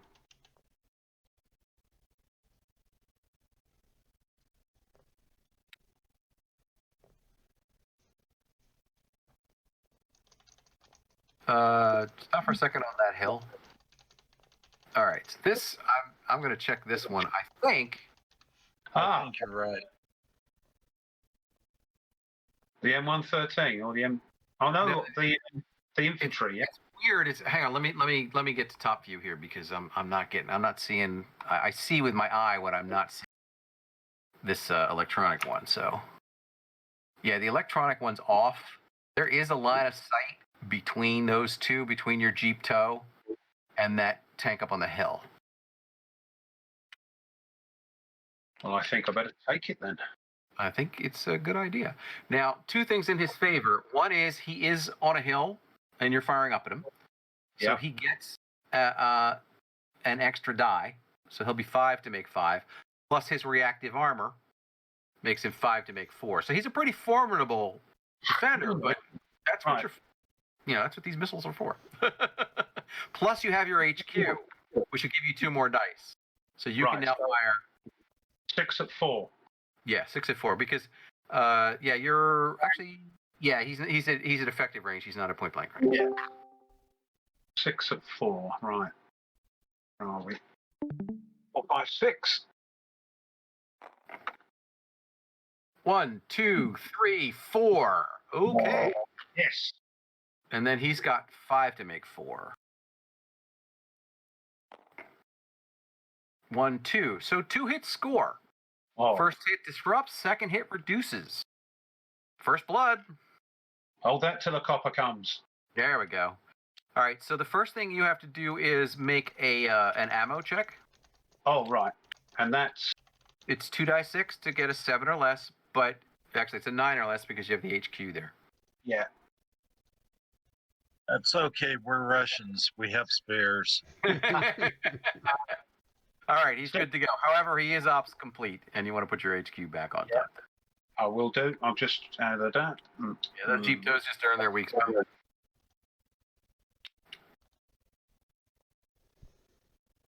I can't clone them. Oh, okay. Yeah, here, I'll put some on your side of the map. There we go. There we go. Well, if nothing else, I hit something, and I'm a happy chappy. There you go. It's the little things. If I lose now, I'm happy. Right. You killed at least 1 Russian tank. Yep. He's going to rush that hill, isn't he, and come round. Yeah. Yeah, it's sometimes when they get lucky, it's like, wow, I can't believe how fast I have to pull back. 1, 2. Wow, is he there already? Wait, where did he start? He's starting 1, 2, 3, 4, 5.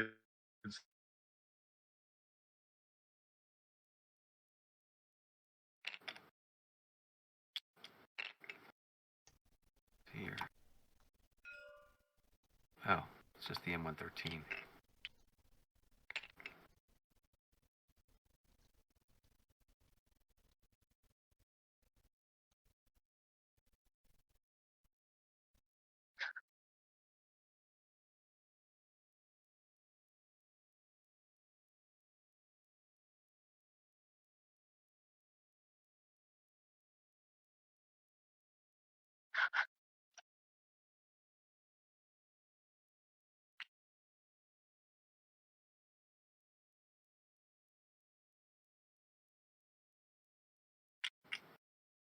It's a lot of tanks. It's a lot of tanks. All right, we're done. All right, just mark the whole formation ops complete if you wouldn't mind. And next card should be end ops. This will be the last one, and it will be end ops. There it is. All right, so marker removal, we take off the end ops. Do not take off the disrupted, please.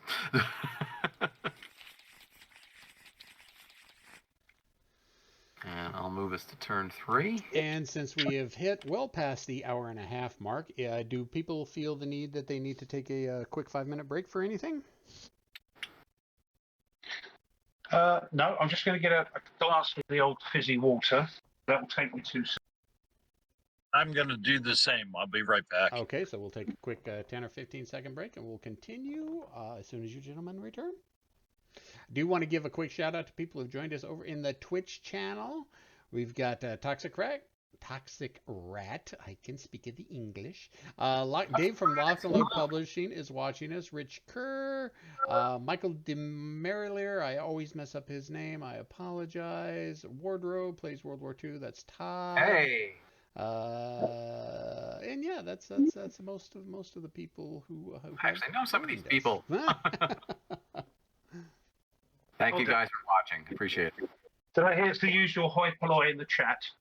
No, not quite as bad this time. Oh, I heard Wardy's name, Wardrobe. Yep, he's in there. Yes. How you doing, Todd? Good to see Todd always. Yeah.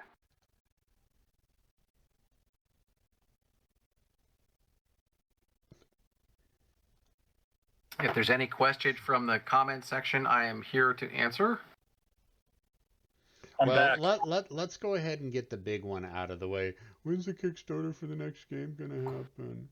I can tell you that I'm doing my part. It's funny because I don't make that call because it gets integrated with my understanding is, and Dev, you can tell me stories. It gets integrated in the production pipeline for all of the Lock and Load games because of the way things get produced. So I just know that I'm ready on my end. where I know we're at least in the draft stage for some stuff for that. So things are progressing is what I can say. Yes, that is. And granted, we've been saying this for like a year, and I know people are getting tired of hearing it. Soon, that's the only answer I can give at this point. Yeah, I get to throw Devin under the bus for this question. Yeah. Well, I'm the one that asked it, so I knew it was coming. Oh, there you go. Yeah. I know I feel comfortable from my side because of what I've turned in already, and it becomes, it's become not a design development question anymore. It's now a production question, and that's where I kind of, I work on the drafts, but stuff that to be submitted about 80% of the production, the draft stuff that gets turned into the production, that gets turned into these beautiful pieces and the maps, has been turned in, but there's still 20% to do. And then there's the whole proofing cycle for that. And we have a whole different team, a bigger team for proofing and stuff like that, and a different QC process. So we're looking forward to it. So I'm kind of comfortable with it. But yeah, I'd like to know when it is too. I will say that if you want to try to bring the topic up to David, he is doing a state of the company speech on Sunday at 1 p.m. Pacific Standard Time for an hour. So if you're interested, go ahead and sign up for his state of the company presentation and ask him about it. I've already got my ticket, Devin. Excellent. That's the next one in the series, in the World of War series. Yes, Blood and Fury. I tell you, Blood and Fury was short because originally we were combining Blood and influenced by the previous edition of Blood and Bridges, and then was it Arctic? Not Arctic Fury. Shoot. I don't remember what it was. I don't remember a lot about the old edition, but anyway, it became Blood and Fury. Dave picked the title. But as it went on, we had so much we wanted to put into it. We realized we had too much for one game.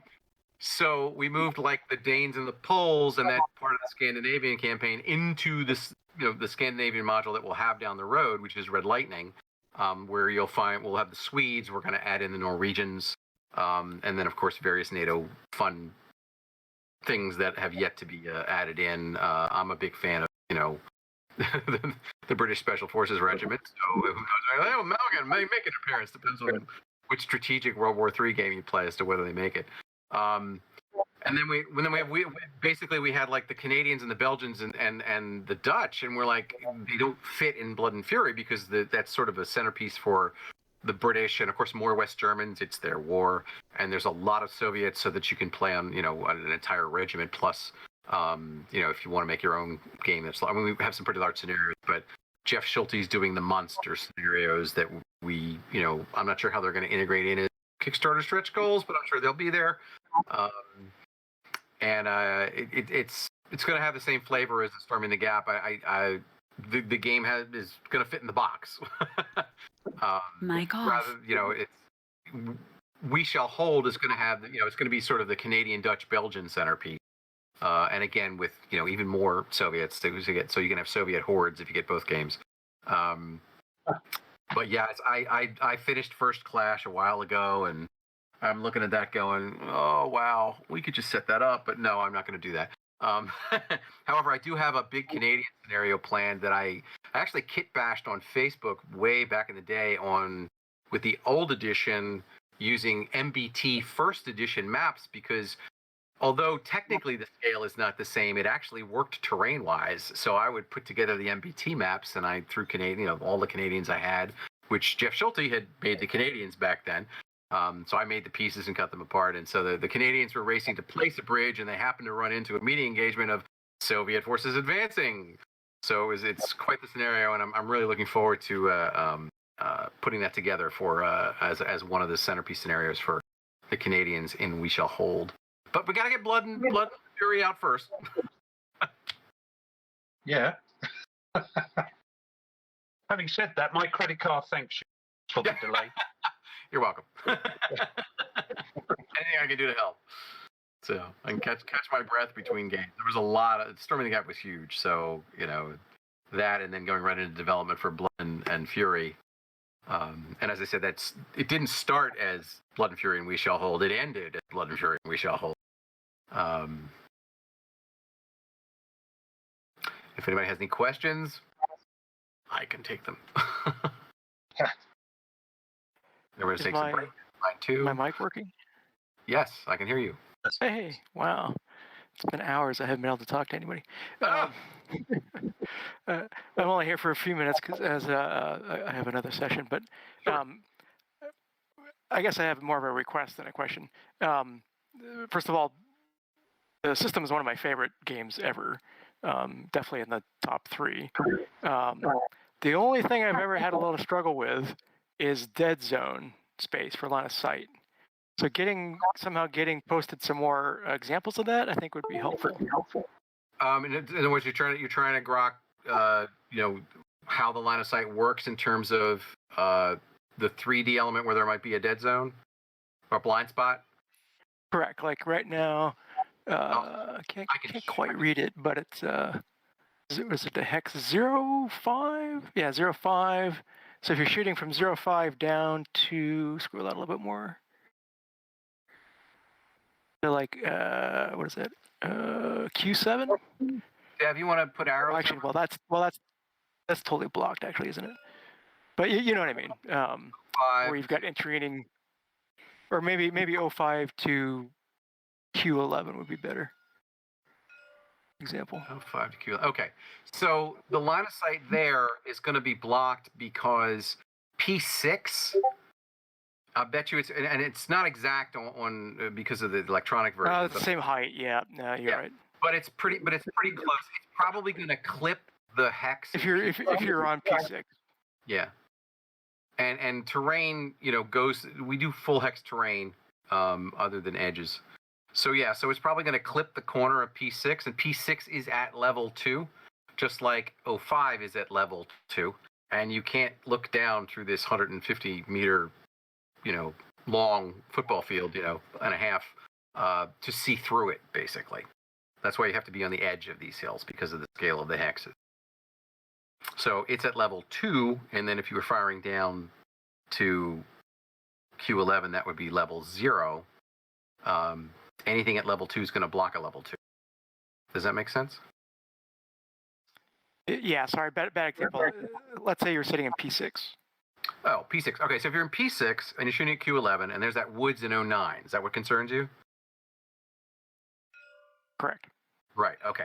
So P6 is at level 2, you're on the hill. Q11 is at level 0 because you're ground level. 09 on the terrain effects chart is the obstacle height of that terrain. So obstacle height on the terrain effects chart is how high is the obstacle when there's no unit in it. In other words, it's not the firing unit and it's not the defending unit. Unit height is what's the height of the unit that's in it if it's either the attacker or the defender. So the obstacle height for a woods is level 1. So triangularly, you've got P6 at 2, 09 at 1, and Q11 at 0. The question is, how close is this level 1 to the lower unit? And we had a lot of back and forth because my first pass at the wording was not good. Like I said, I've been telling people all along, I take it all on my shoulders about all those edits and everything. We have a different team now, and that's why. But the idea is that you check it against the lower unit. If it's closer to the lower unit, in this case, it's 2 hexes from Q11, but it's 3 hexes from P6. Think of it as the woods have moved closer to the defender. If it's closer to the lower unit, attacker or defender, it's going to block. If it's closer to the higher unit, it's under the line of sight. If it's equal, it blocks. Ah, good. Okay, that helps. Okay, good. Yeah. So if it were, if you were doing the same thing, if you're shooting at that HQ that's there in Q12, 1, 2, 3, 1, 2, 3, that's also blocked because they're equidistant from that woods. So basically, so a helicopter in 05, not at Nap of the Earth or landed, would have a clear shot then. A helicopter at 05, it's level 2 for the hill and 1 for being hovering, I presume, since it's shooting. So that's at level 3. Looking at the same hex, Q11? Correct. Okay. So the way line of sight works, when the level 3 needs to be, the lower unit needs to be farther from P6 than the helicopter, and it is. So level 3 can see over the level 2 and P6 to get to Q11. Cool. Yep. Got it. Okay. Excellent. Because it's 2, and here's a second thing though, because that woods is still on the line of sight. A level 3 unit is more than 2 levels above, is 2 or more levels above that Q9, the woods. There is a blind spot for that hex, but it's only the hex immediately behind it on the line of sight, so it's only Q10.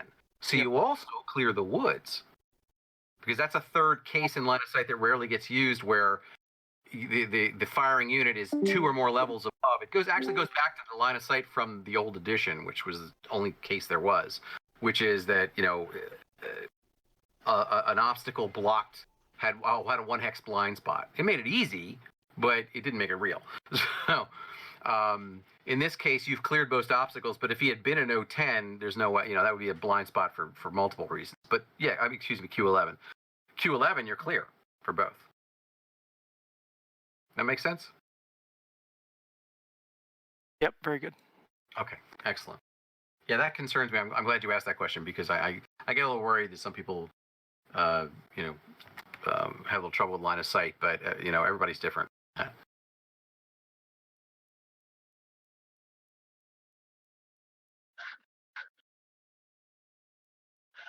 So we ready to draw first card for turn 3?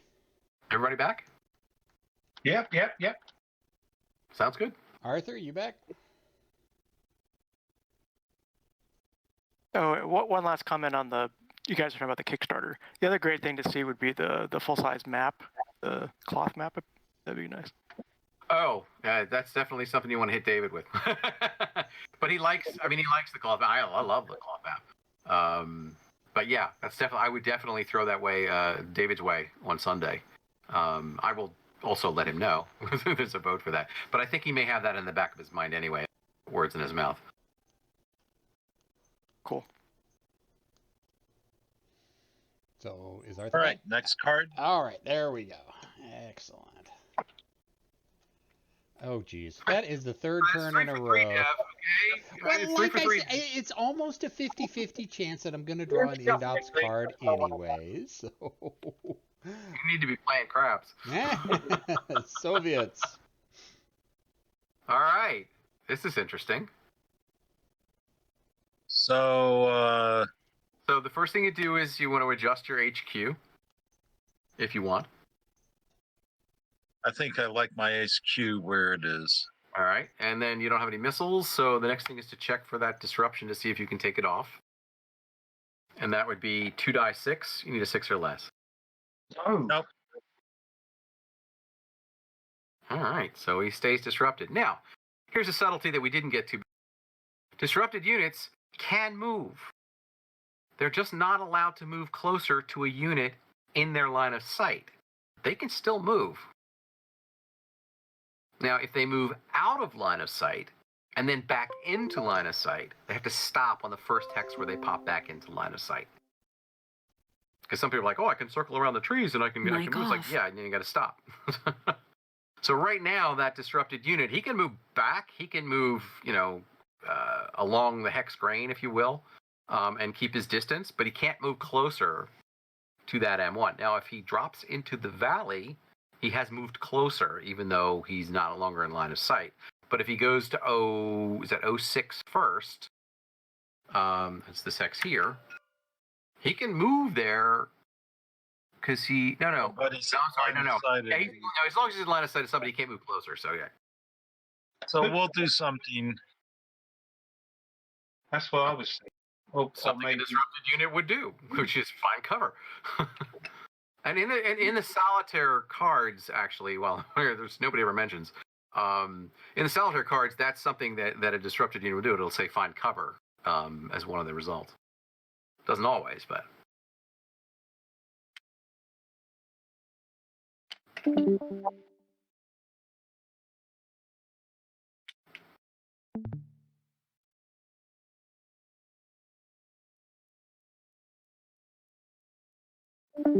Oh, wow. Okay. Whoa. Whoa. All right. So he pops up from the hill, and these 3 T-80s come charging at you in your improved position. Now, the improved position will help you in assault as well. It will take the first hit in assault, just so you know. Will it? But right now, you might want to consider taking opportunity fire at him. Yeah. Well, yeah. Yeah. So that's going to be 5 at 5 because it's point blank. Actually, it's 4 to make 4 at point blank. 4 to make 4. It improves your 2 hit. Think of it this way: something that improves your accuracy is going to affect your 2 hit. Something that affects the volume of fire down range in a limited amount of time, like moving and firing, you're only going to get so many more rounds down. That's going to reduce your firepower. So 4 at 4. 4 at 4. Oh. 1. Okay. And then he gets his usual 4 at 5 to try and mitigate that.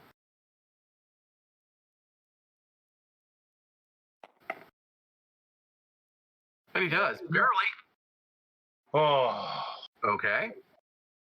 So what does he do next? Your ops complete, by the way.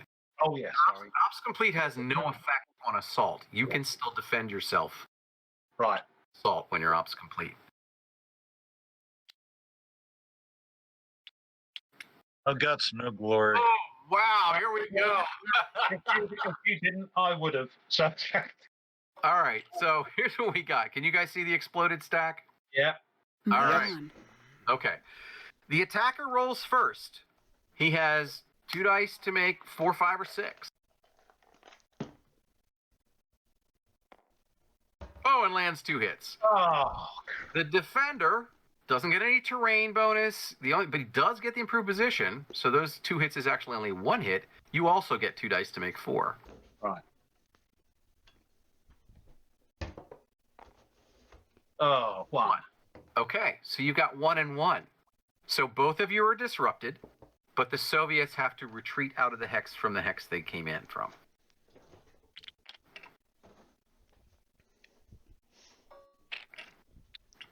Now, I would like to point out, and this is getting a little bit into advanced tactics, assaulting into an improved position with one unit sometimes is not the best because the improved position is going to suck off one of the hits that you manage to get to it. However, that M1 in that position is not really supported real well, and there's a whole bunch of Soviet tanks coming up behind them, and they can all assault as well. So, and the other thing is the disruption matters for assault. Disruption means your 2 hit is 6 instead of whatever you had. Oh, and by the way, after an assault, both sides are ops complete immediately after the other than the move, other than the bonus move for the So, under normal circumstances, I probably wouldn't have assaulted with just one unit I wouldn't have done that. But however, the situation being as it is, there's not much op fire that Dean's going to be able to get off to stop all those other T-80s from getting. There's 12 or 15 T-80s still coming. Yeah. So, wow, that was interesting. Okay. Well, my thought is if you killed the unit, then I could assault with everybody without worrying about overkill. Right, but in this case, you've basically done that for the small sacrifice of a disruption. You own the hill now. Yeah, I mean, sometimes the disruption is as good as a kill because the firepower is not coming your way, and now you can maneuver. Right.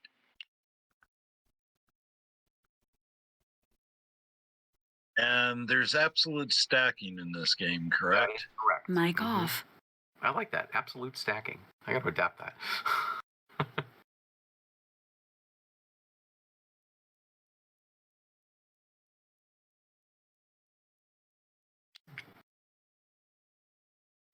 We're going to do this.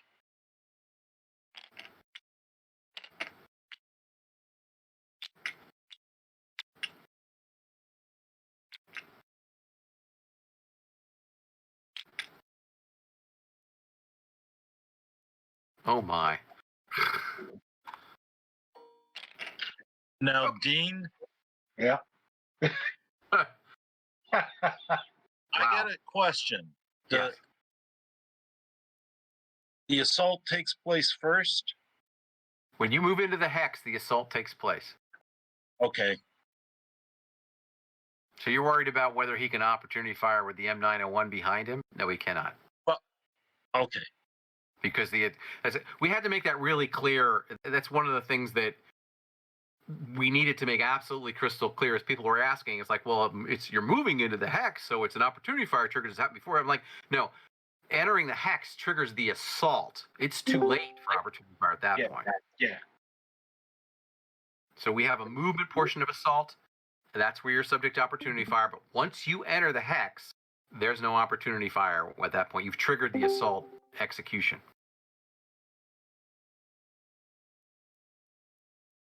All right, are we ready to do this assault?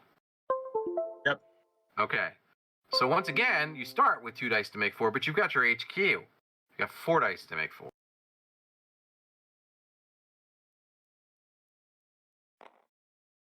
Oh! Oh! Oh! All right, Dean. You still have 2 dice. Wow. 2 of 4, yeah. 6. Sorry.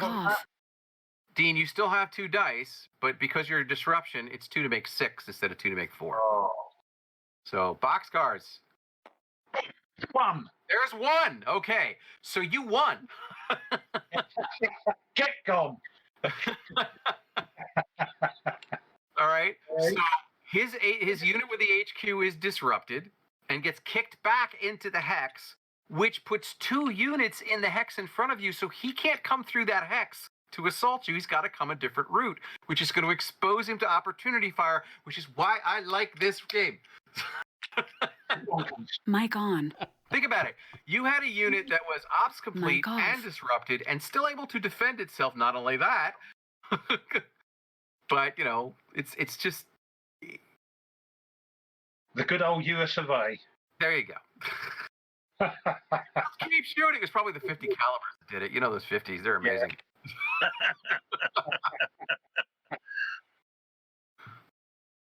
All right. 1, 2, 3, 4, 5. Ops fire.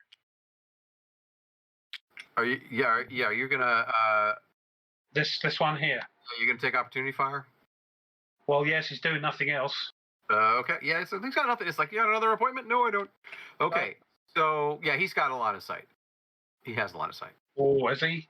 Ooh, Yes. that's close. I tend to use the hex spines as sort of like impromptu lines of sight.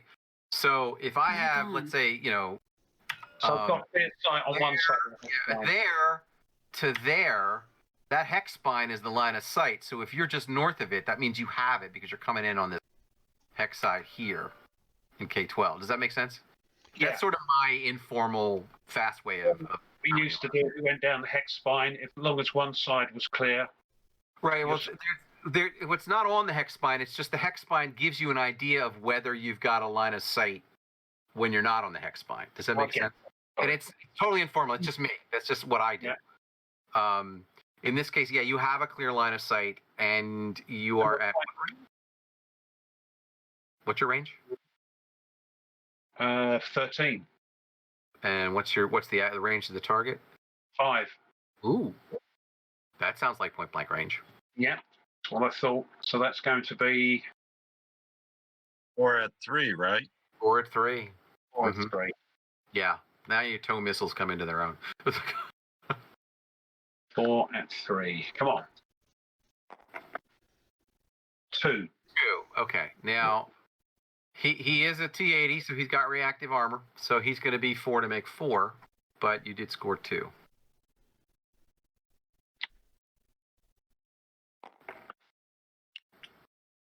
2. All right, you got a 4 to 6. All right. So make your ammo check, Dean. Oh, sorry. So that, put that there for a sec. And we've got 2, 7 or less, isn't it? Yes. Oh, okay. So he gets a reloading marker. I'll grab one for you. Thank you. There you go. All right. Let's do it again. Wow. To the Not heart. nice. All right. Attacker rolls first. 2 to make 4. Oh. And he misses. Oh. Oh. You have 2 to make 6. This is sounding like a chapter that Brad Smith wrote for World of War. It's so exciting. 2 to 6, yeah? Yeah, you 2 to make 6. And there's 1. Oh, get in, son. Oh. Okay, he's disrupted and ops complete. This platoon needs some medals given them, I think. They're like, I don't think we can hold him for long. Can we get help? And the sergeant's running around, so you've got to hold the line. Hold the line. Well, he just held off a company plus because the HQ is probably has a couple tanks in that situation. Here he comes again. Let's do it again. Guy sitting behind a 50 going, da. 1. Oh no. Improved position. None. Oh, we've still got, yes. Oh. Yes, you're sitting in improved position. Yeah. This is where Devin's advice comes in handy. Come on, don't let me down. Oh. All right, but you're the defender. Ties go to the defender in assault, so he loses. Yeah. Now, he's not disrupted, but he does go back to the hex he came from. Wow, that flank just erupted. 0 to 60 in one shot. What is it to move through rough? 3? 3. Yeah, it's 3. It's like picking your way through boulders and crap like that.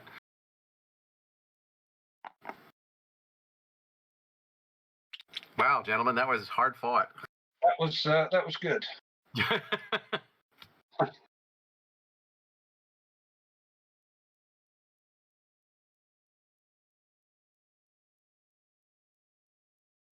And the other bit of advice I would give also is that if you're going to attack an improved position, do it with 2 units.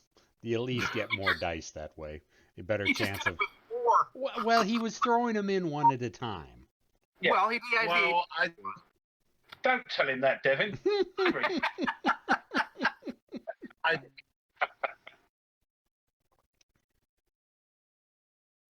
all right.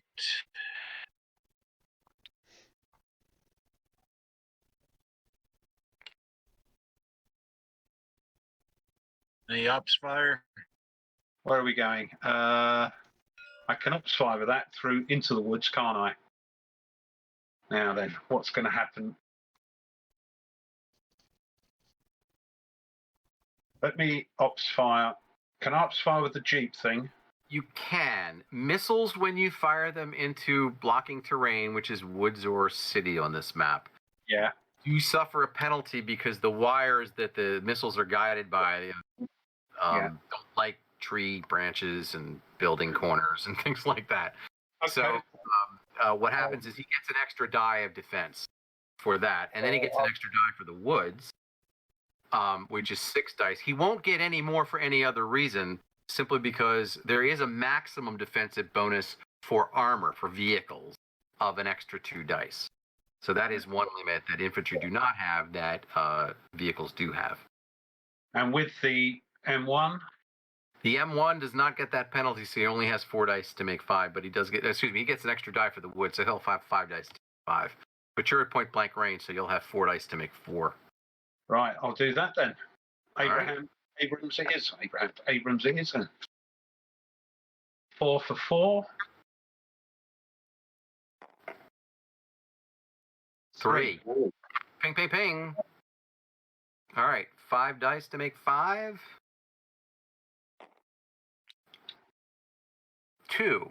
So he's disrupted. There's 1 left. He's disrupted. Ooh. What happened there? How did that happen?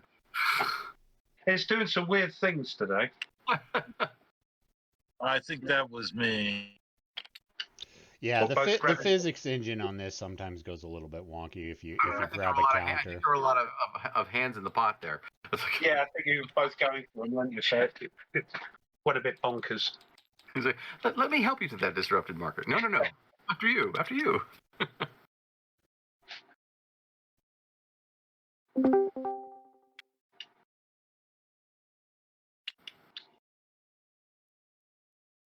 Now, one thing on opportunity fire, if you are disrupted or disrupted and reduced, you do have to stop. So, obviously, you have to stop moving. Right, but you can't fire once you're disrupted. No, you can't fire when you're disrupted. Right. It's So only ops fire, he's isn't it? ops complete. So. Oh yes.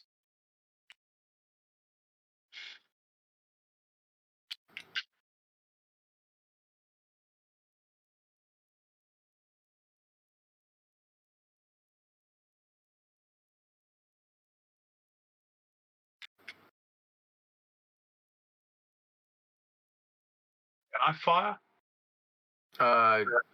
Yeah. Or is it Yeah, you can fire when he's on the hill. Yeah.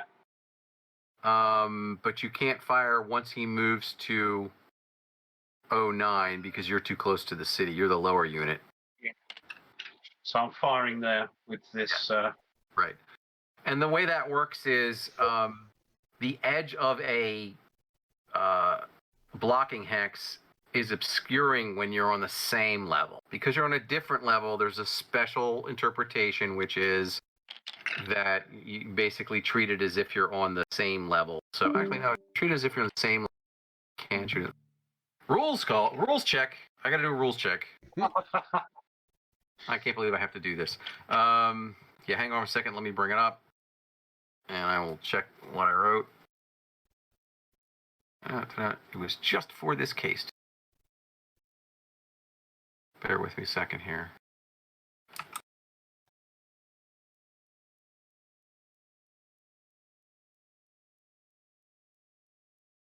There we go.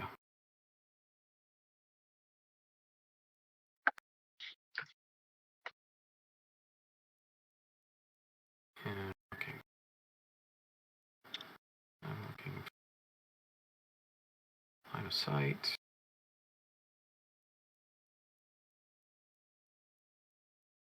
All right, guys, I apologize. That's all right. Sure, I get this right because it's a new thing here. 50.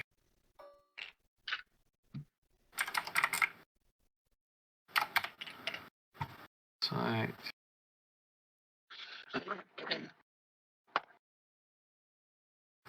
Where's the case?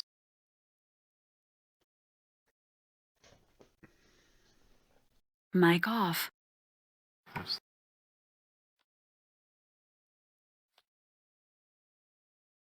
That's okay. I'm going to get pounded after this. Yeah.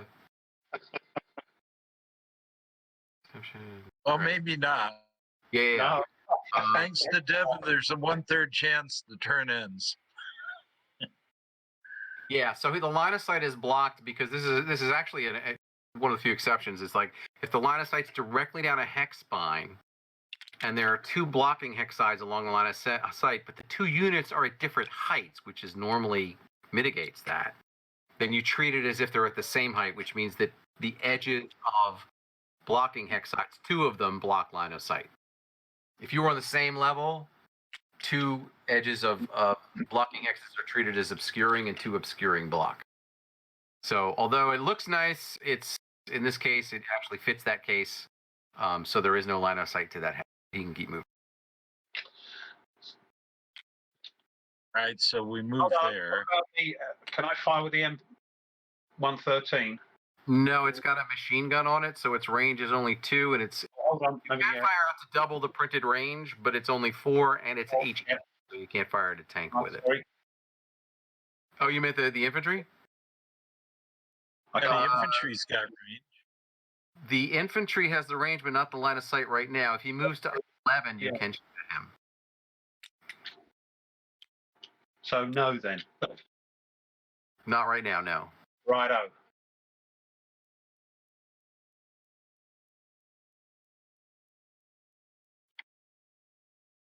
Well, we're moving to 11.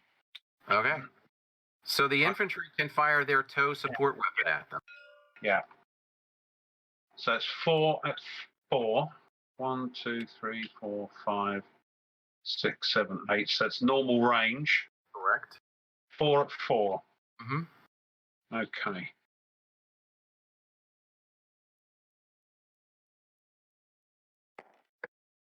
One. Okay. Now he gets his 4 to make 5, plus 1 because you're lower than he is. And then 5 to make 4 because he's got reactive armor against your men. So we failed. So one guy's disrupted. Oh wow. Oh, sorry, I didn't see that. Wow. Yeah, so and what happens is when you fire at a stack, you pick a specific target, and that specific target is affected. If you get more than enough to kill that unit, then the other unit's affected. So that second unit can continue to move, but the one that's disrupted has to stop.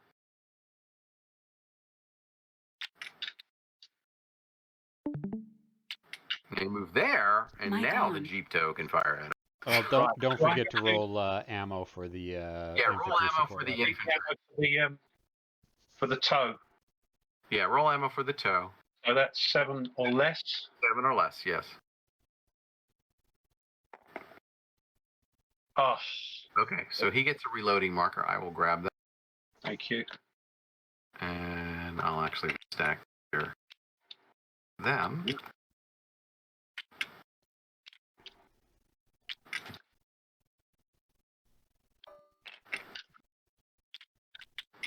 Oh, I like that. Not stack.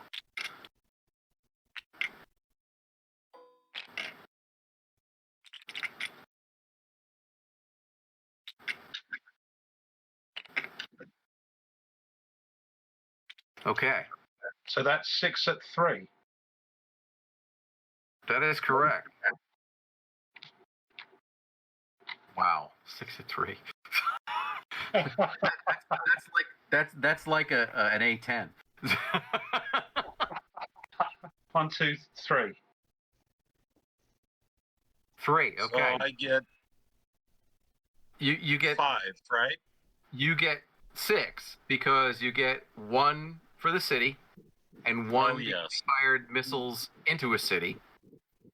And then you get your active armor. So you get 6 to make 4.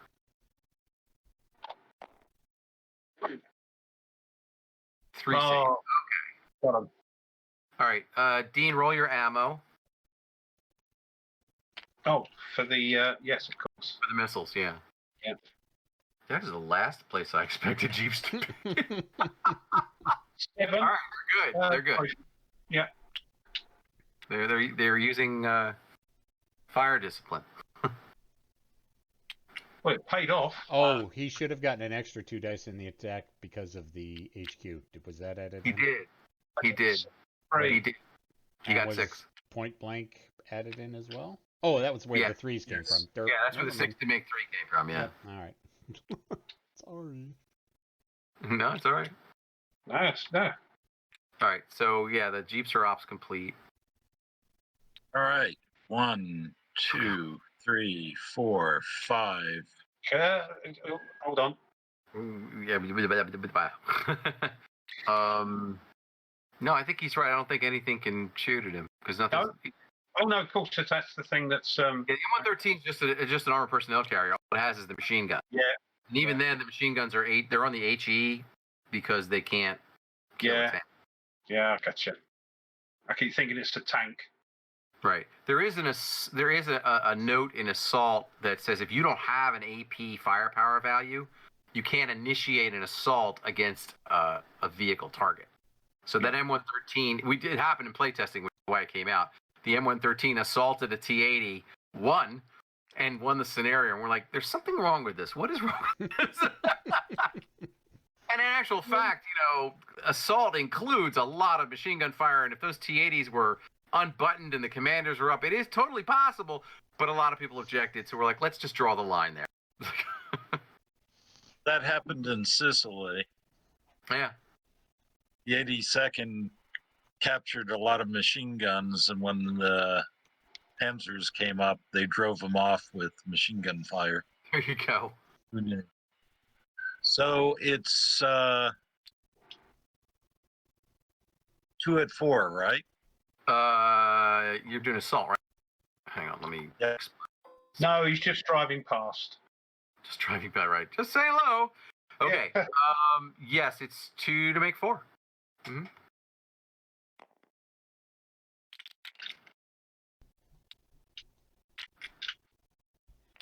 One hit. I'm gonna leave. What have I got? One hit. There's, you don't have any defensive capability even with your HQ because you don't have an assault value. So No.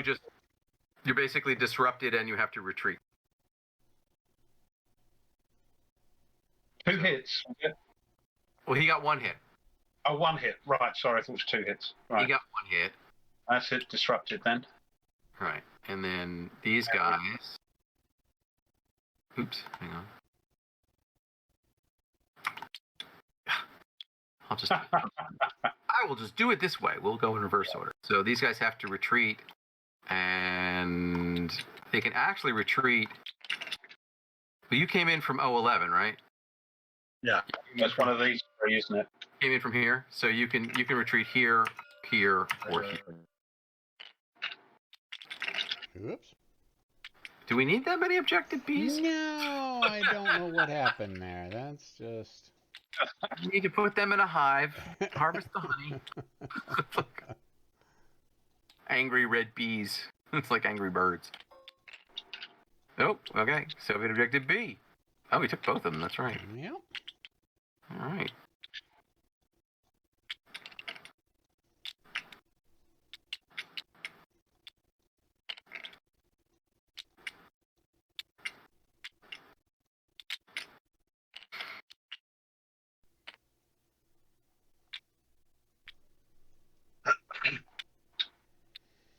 And I believe that's it for the Soviets.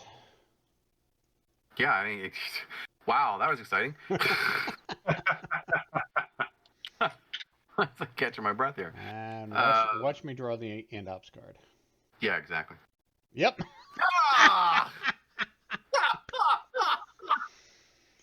All right.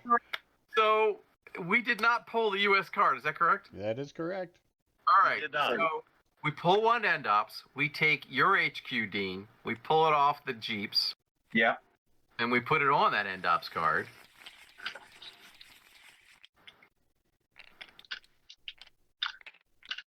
And when you're first activated, you'll deploy from that end ops. So there's a few places to deploy from. You can deploy from the end ops card. You can deploy from the deployment box in the start of the game. You can deploy from another unit. You can never deploy from the suppressed box, which we haven't gotten to yet because nothing's been reduced in the same in HQ. You were just disrupted right there. If the HQ should take 2 hits or be reduced and take 1 hit, it's suppressed and it goes into that red suppressed box. It's not allowed to come back on the map until the end of the turn. It moves to the deploy box for the next turn. So it could be knocked out for nothing, for on your second card when you already used it. It could be knocked out on your first card and you won't be available for the second. So it always comes back though. Somebody always steps up to take command.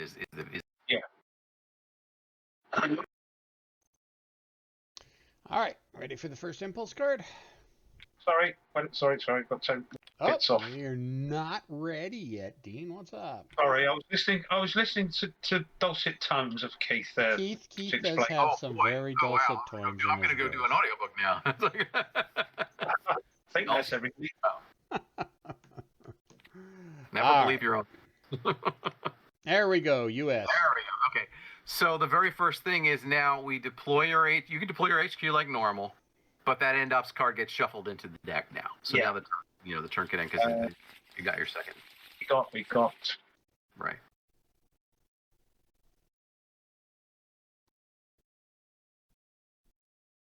Now, if he stays with the Jeeps, he can help them undisrupt.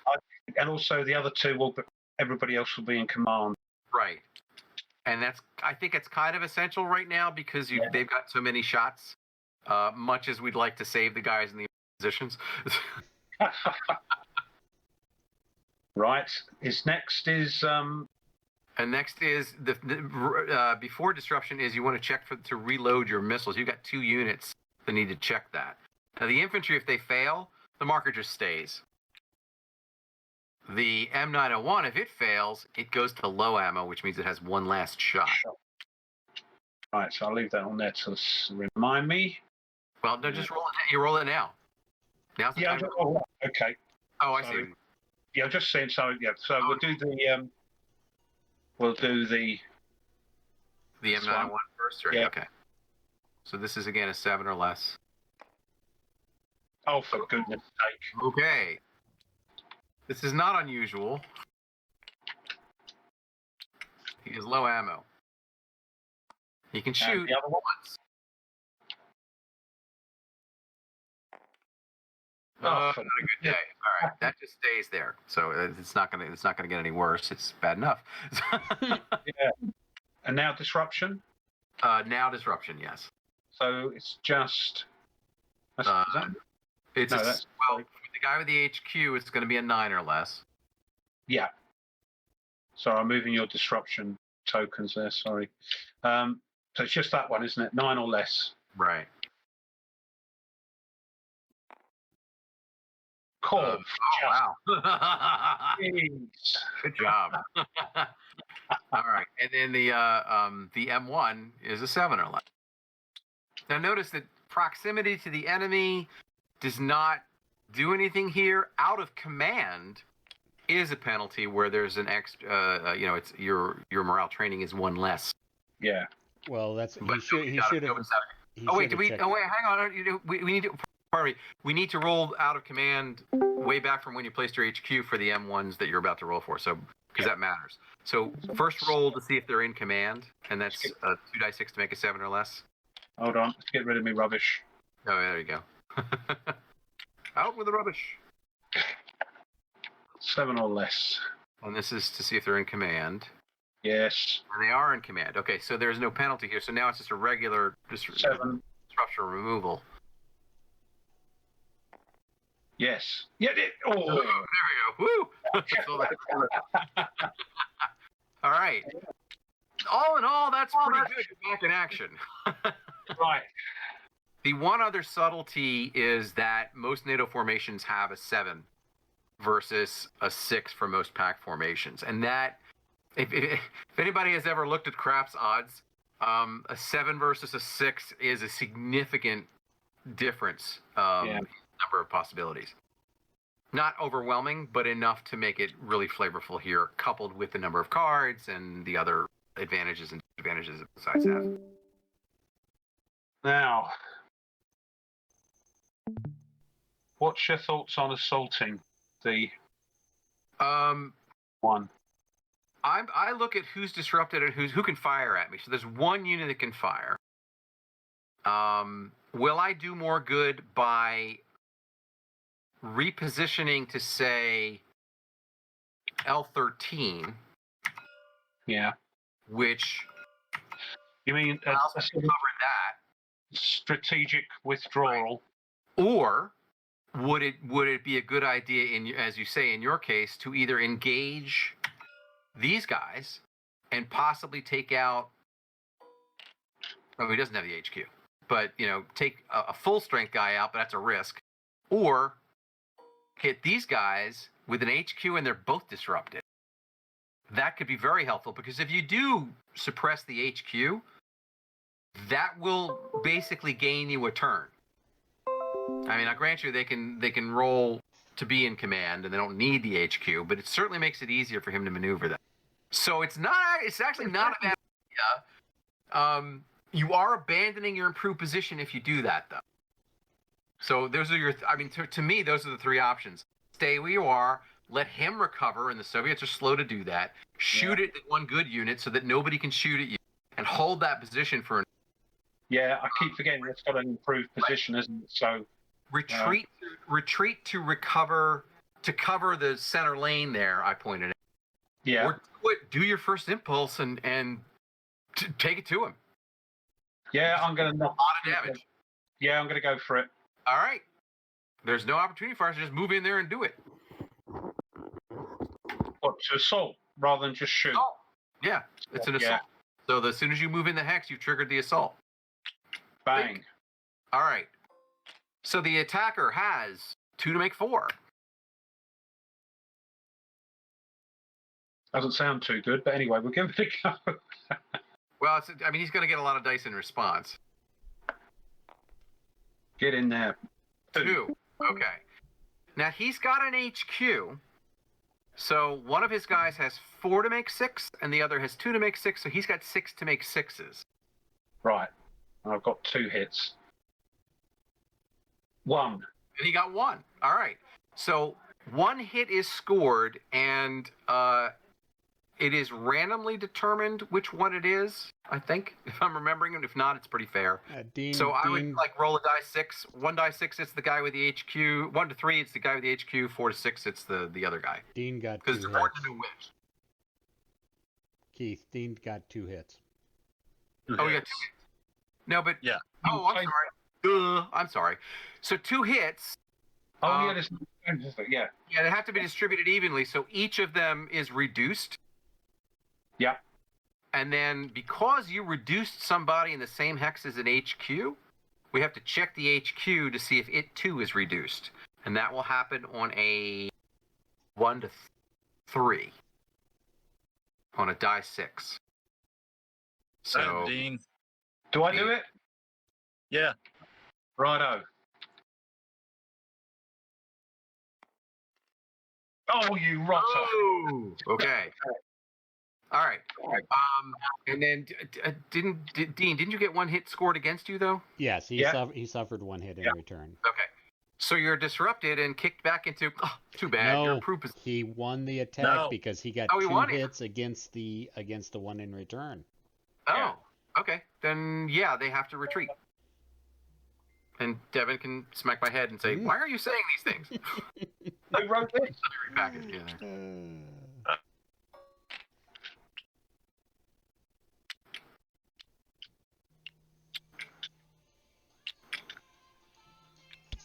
Mic off. So I'm disrupted. You're disrupted, and he is reduced and retreats.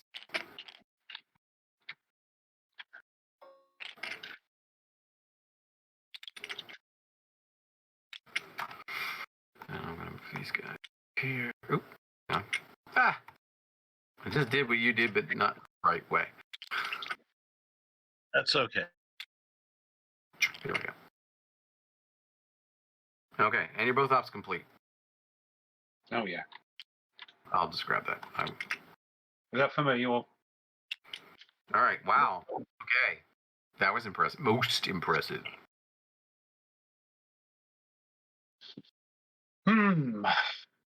So when I talked about fighting your M1s, this is what I'm talking about.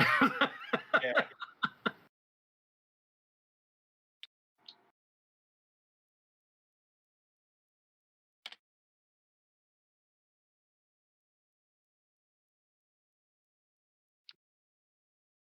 And so that's the M1. We have the rest of the NATO guys.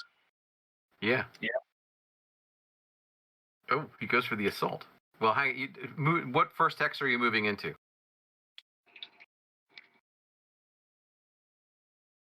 All right. So his guy here Can opportunity fire? can opportunity fire. The line of sight's down the hex spine. This is a blocking terrain hex, but it's edge, so it's treated as obscuring, and you need 2 obscuring hex sides to block line of sight. So he has a line of sight. The other guy doesn't, because this hill hex here extends to the end, and he's going to clip that hex. Oops, I don't know why I'm doing those. They'll disappear. It's fun. Right. All right, so he's going to fire, right? Yeah. Oh boy. So we got. I'm taking a chance.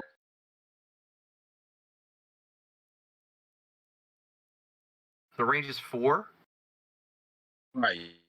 Your printed range is 12, right? So that's we got 3 dice at 3. Yeah. Big honking 125 millimeter smooth. Yeah, if I sat there, Range. Oh, only 1. but I can't do anything else now, can I? No, but you have 4 dice to make 5 on defense. Right. I should say. Oh, I see. Yeah, 4. you have your armor. Yes. Save. All right, so you make it. Now you can assault. Yeah, now I can. Yes. Oh, right. Okay. He's easy. He's chomping at the bit now. He's had 1 assault. He's like, I like this. I like this. Yeah. All right, and again, there's no terrain. There's no terrain bonus. There's nothing for assault. It's just head to head. Yeah. So you've got 2 dice to make 4, Dean. Sorry, 2 at 4. Yep. It's do or die. 1. 1, and Art has 2 to make 6.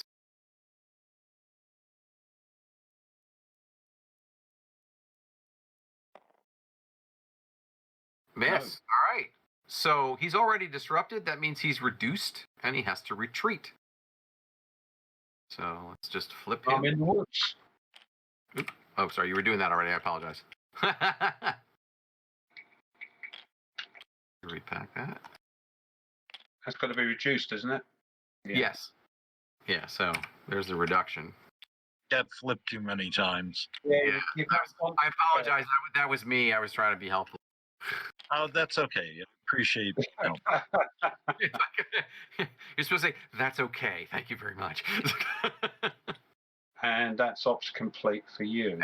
Yes, for both of you. Yeah, assault's like, as Devin will testify, knives out. Hmm.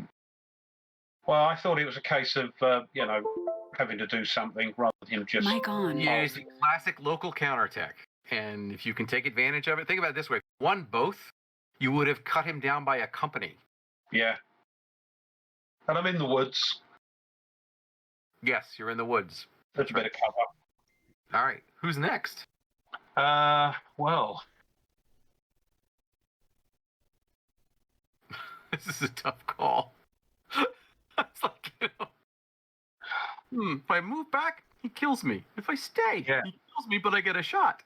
Yeah, yeah. If I move back, I can. Well, what's the point of moving back? He's still point blank, isn't he? So Yeah, I mean, in the end, combat is combat. You got, Yeah. if he's got you face to Mic face, it's off. like, You got a 50-50 chance of going next. right. Well, no, he's not done yet. Oh, No, you mean- I meant if he shoots.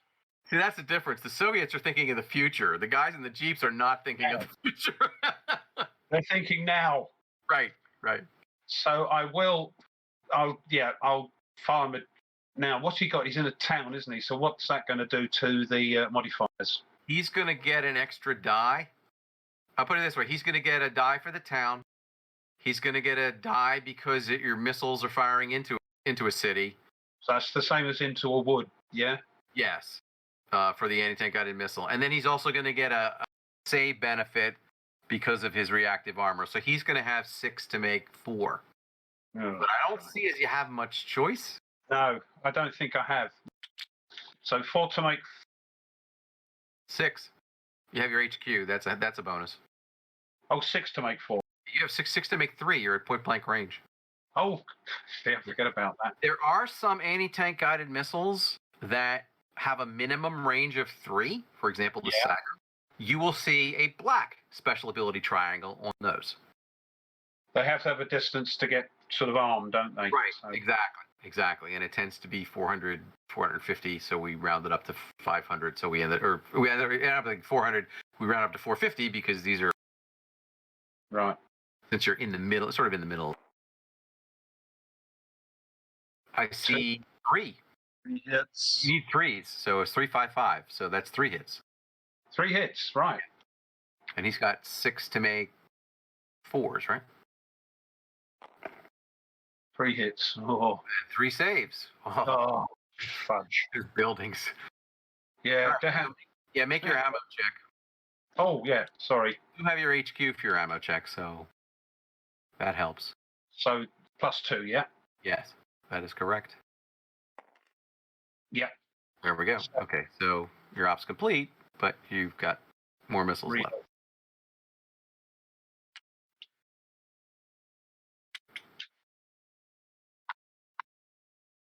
I'll give you a little preview of a new unit that's going to be in Blood and Fury. Speaking of TOW missiles, the West Germans had these air mobile anti-tank battalions, and they had a little tiny, I mean, it's not so much air droppable as you could put it in a truck. It's tiny vehicle called the Kraka, and it was a Kraka TOW.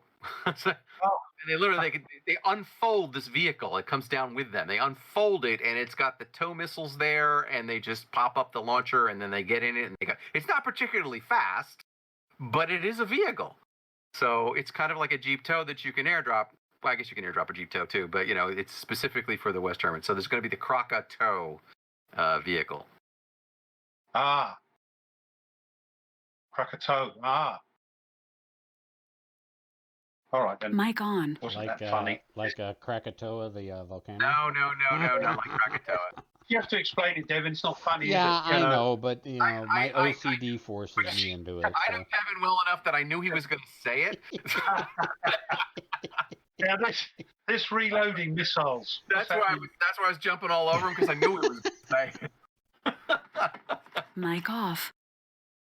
What happens about these? Reloading.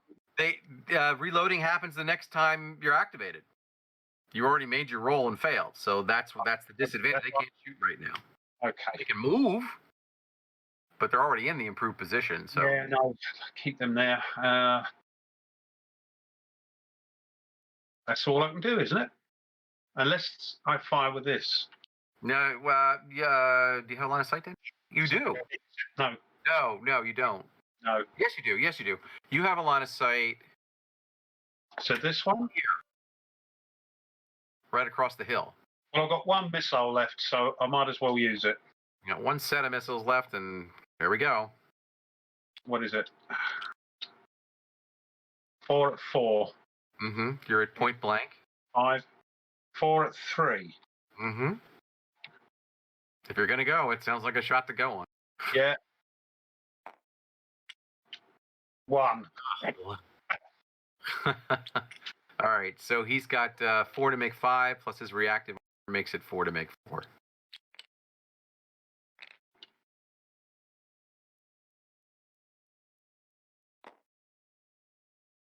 Oh, very close. Just the one. Very close. All right, you get Out, an out. ammo marker. He still has his machine guns, if I'm... Yes, he still has his machine guns. I'm going to go charging. He still technically has an assault value, but he doesn't have an AP value anymore, so he can't initiate an assault tank. No. But at least he can shoot back if they do engage him. Like I said, once you get, within the hex, now you're 75 yards or closer. That, I think, is it. All right, next card, please. How are we doing on time here? It's coming up to 2 hours. 3 hours. Yeah, but I mean, we spent a lot of time on learning, and it's a learning game. We do that, and I picked this because it is shorter. No, it's cool. It's cool. Devin? Yes. Next card, please. Yes, sir. Thank you. End ops. That's it. That's actually the first end The ops. second one? No, that's the first one. Yeah. Oh, okay. This is the first time I did. This was the first turn I didn't pull an end ops first. There you go. But there you go. However, I think everybody went, though, right? Did the No, Soviets go? Soviets did not go. No, the Soviets did not They go. did not go. They did not go. Wow. Okay.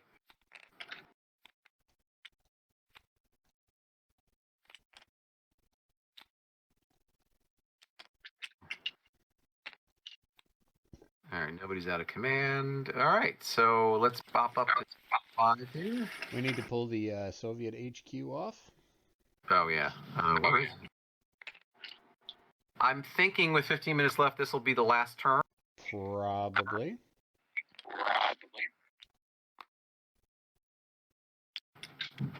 It's been great fun, guys. Excellent. Yeah, if you guys want to hang around afterwards, we don't have another event. We'll hang out for a few minutes. That's fine. All right, so we ready for the first card? Yep. That's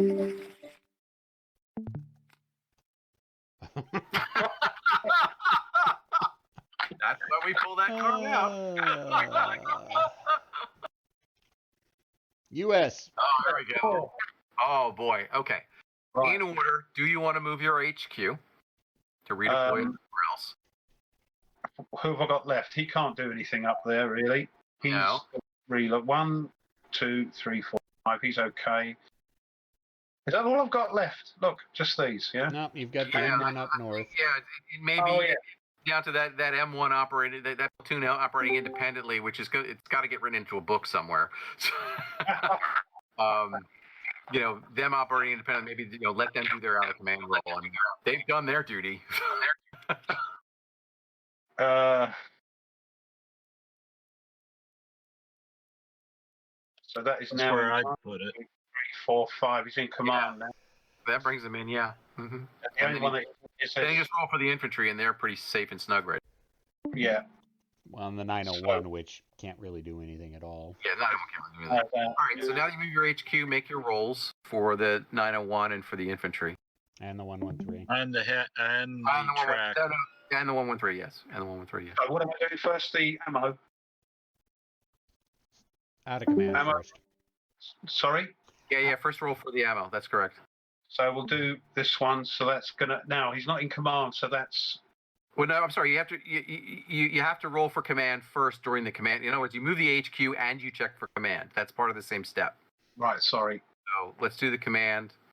And 9. that was the 901, right? Because you said we were going to do that first. Oh, this one. Yes. So he's out of command. Let me grab a marker. And then we'll do the infantry here. Give up that marker. Stop fighting. And the infantry. Fighting in the war. That was funny. He picked up a marker, but he dropped it off. Yes, Snake Eyes. They're in command, and then the 113. The personnel carrier. So we now roll for. No, don't roll your reloading yet. Roll the command roll to see if the M113 is in command. We're still finishing the command check step. Oh, Sorry, I keep forgetting about that thing down No, there. that's all right. Yeah, that's all right. That's why I kind of put it as like one thing at a time. All Yeah. Yes, okay. right, now you can make your reload check. And that's 7 again? Yes. 4. Okay. All right, you can take the reload marker off. Take that off. All right, now he's back in action. Now there's some teeth out there. Now it's disruptions. Yes.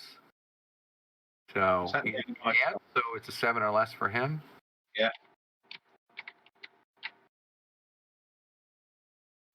Oh, yes. Oh, he's good. So take the disruption off. And that's the only. Is the HQ one a disrupted guy? Or no? No, he's good to go. All right. I think you're good. All right. There's no. Fingers crossed. So, yeah, we're up to actions. Well, again, oops. That's only 1 there now, isn't it? So that's going to be 4 at. Well, let me offer some tactical advice. On then. The infantry tow could fire at the T-80 adjacent to the Jeeps, because if he disrupts them, the Jeeps can either further damage them or run. Or the M1 in the woods can also do the same thing. In other words, now you've got options as far as protecting that Jeep and don't have to sacrifice him. On the other hand, the HQ with the M1 may have better things to do, but I can't think of anything better than killing a thing that something's going to kill my guy. Yeah. On the other hand, Devin and I both agree, and I think Jeff does too, disrupted units, there's 2 things about them. One is it means they're not firing. The other is they're easy to kill. Yeah. In this case, I think you may have to rely on half of his force is disrupted. Kill the other half because it's threatening your guys.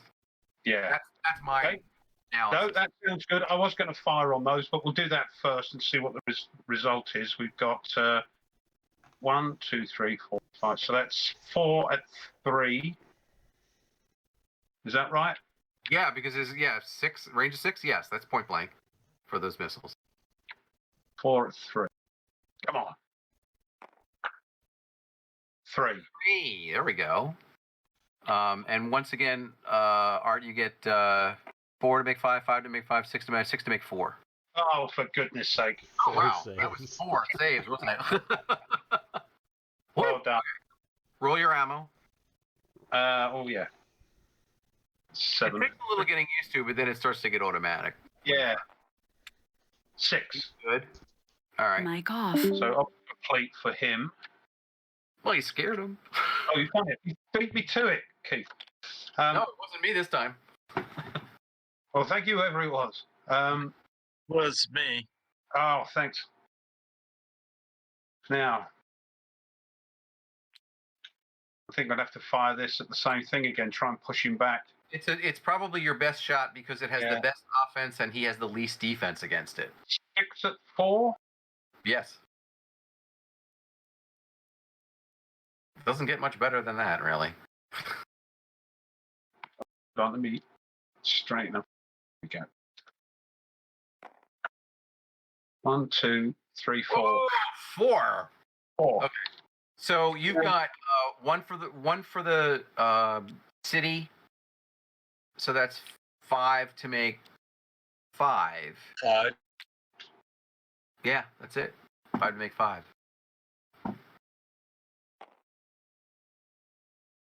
Oh, gets 3. Disrupt. Oh, hang on for a second. You get one more die. You are technically what? Oh no, you're not concealed.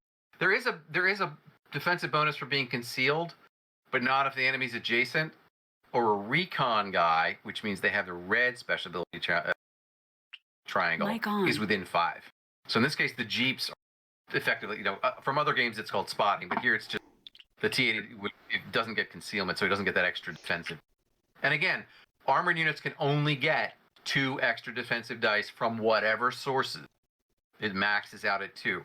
Infantry and other soft targets, including that Jeep, can get as much terrain as their concealment and whatever else. All right, he's disrupted. Well, that's helpful.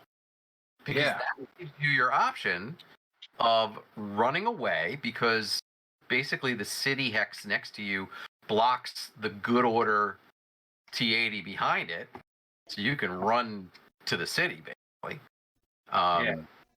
Or you can kill the T80.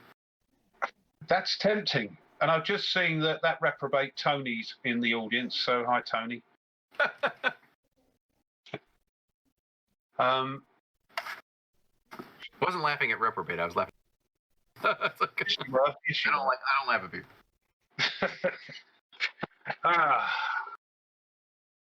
Well, there's a chance he might not become undisrupted. Or do we run back? 1, 2, and wait? Well, this is the last turn, isn't it? Well, yeah, I mean, yeah. We only have a few minutes left, so. Yeah, so I might as well have a go. There we go. So we've got 5 at 3. No, 4. 4 at 3. 4 at 3.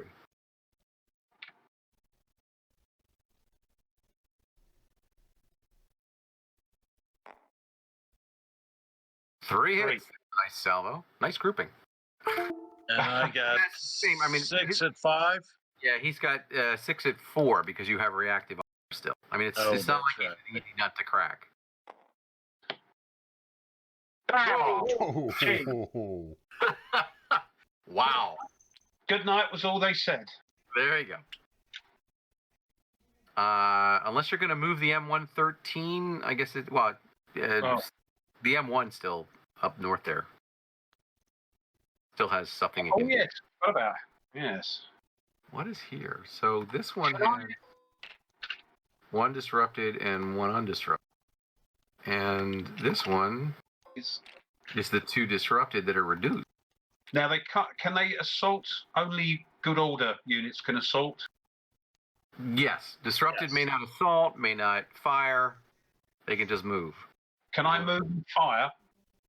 You can move and fire, but right now it looks like you're in an assault position. If you want to move and fire, if you move and fire only requires that you move at least 1 hex.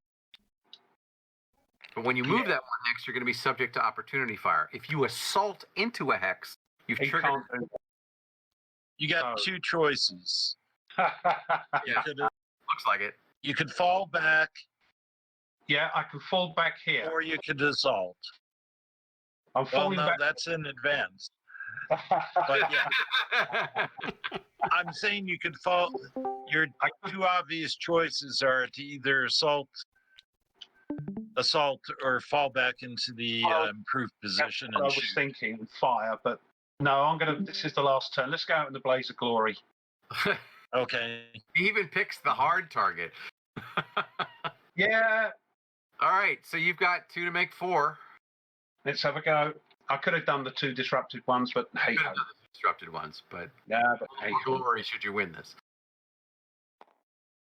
Oh. 2 hits. All right, and then he gets 2 to make 4 and 2 to make 6. 2 separate die rolls, just you add them together. But... All right, 2 to make 4. No, 2 to make 6. Come on. This is when he'll get boxcar. Oh, 1 6. 1 hit. All right. So, Dean, you're disrupted. 2 hits. 1 has to go against 1, and 1 goes against the other. So 1 ends up disrupted, and the disrupted unit ends up. Right. Yeah, so just put the disruption on top of both. They both become disrupted, right? Yeah, they're both disrupted, yes. How many hits did I get? 2. Just 1. Well, you've got 2 hits on him, but you got 1. So he has to retreat. Oh, he has to retreat. Yeah, he has to retreat. He has to retreat here or here or here. Retreats don't trigger opportunity fire. It's bad enough you got kicked out of the head. So basically, he drove through us. Effectively, yes. But Art, you have to go here, here, or here. You have to retreat.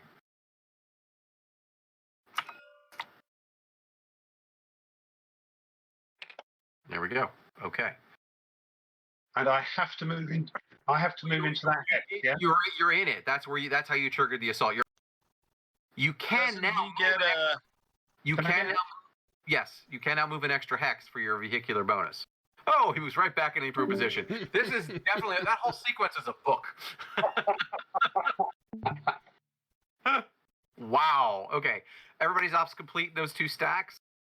Yeah, we'll just do that quickly. Here we are. There's one.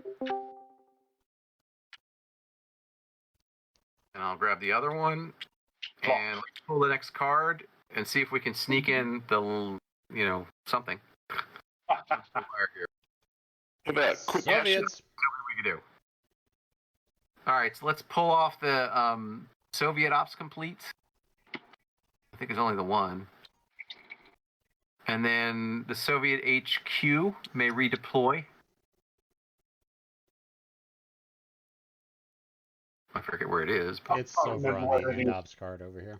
Oh, it's only deploy. Yeah, deploy from the end, and then the end ops card goes back in.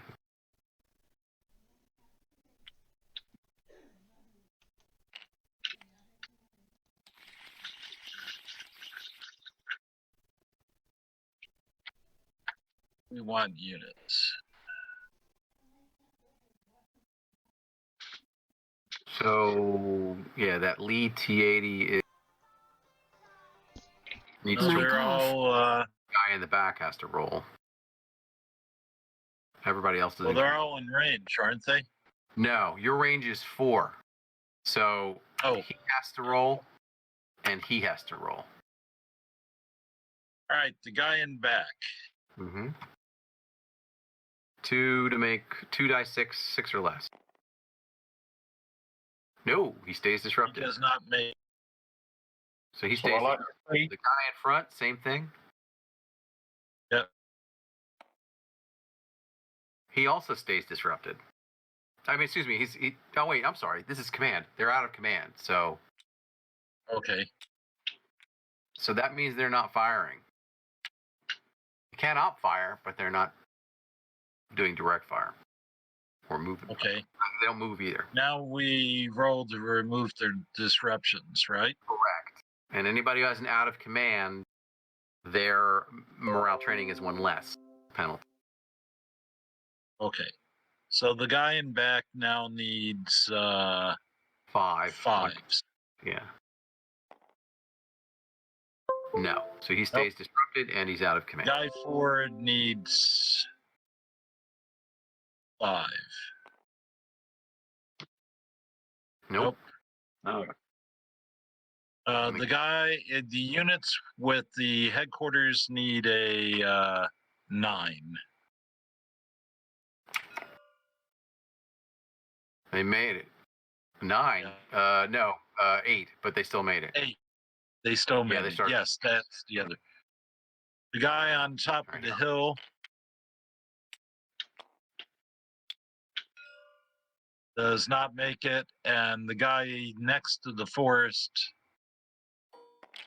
Well, there's 2 guys disrupted in. Yeah, you do the No. hex thing. Yeah. So if you got to roll, you can roll for both of them. To, Oh, it's out not of command is by hex. Disruption is by. right. Oh, okay. So Well, that guy got it, and then the one guy there. nope. All right. So they That's stay. okay. Yeah. All right. Is that everything?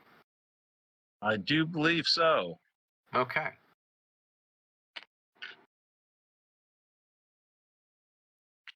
I wonder what you're going to do with that one. It's a tough call. It's really a tough call.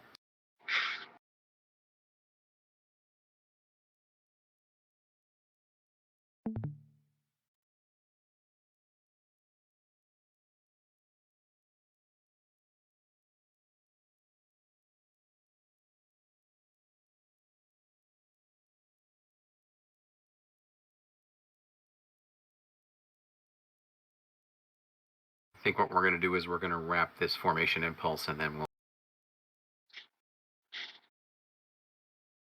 Mic on. Yep, I think that'll work.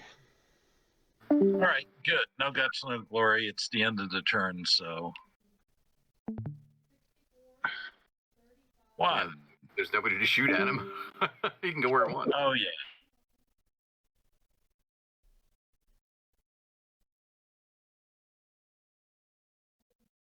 Oh!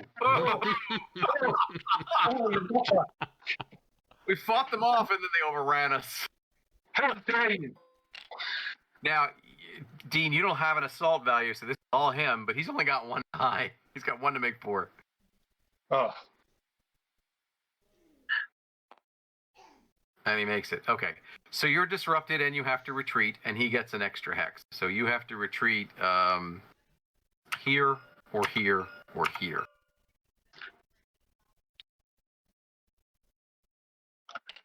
All right. I'll grab you a sorry, thank you. marker. And it's complete marker. And then Art, you get 1 more hex. If you want. Get 1 more hex. Yeah. Can't assault me again, though, can you? There's no, No, way. he can't assault you again. No. There you go. Okay. He's ops complete. I'll grab that.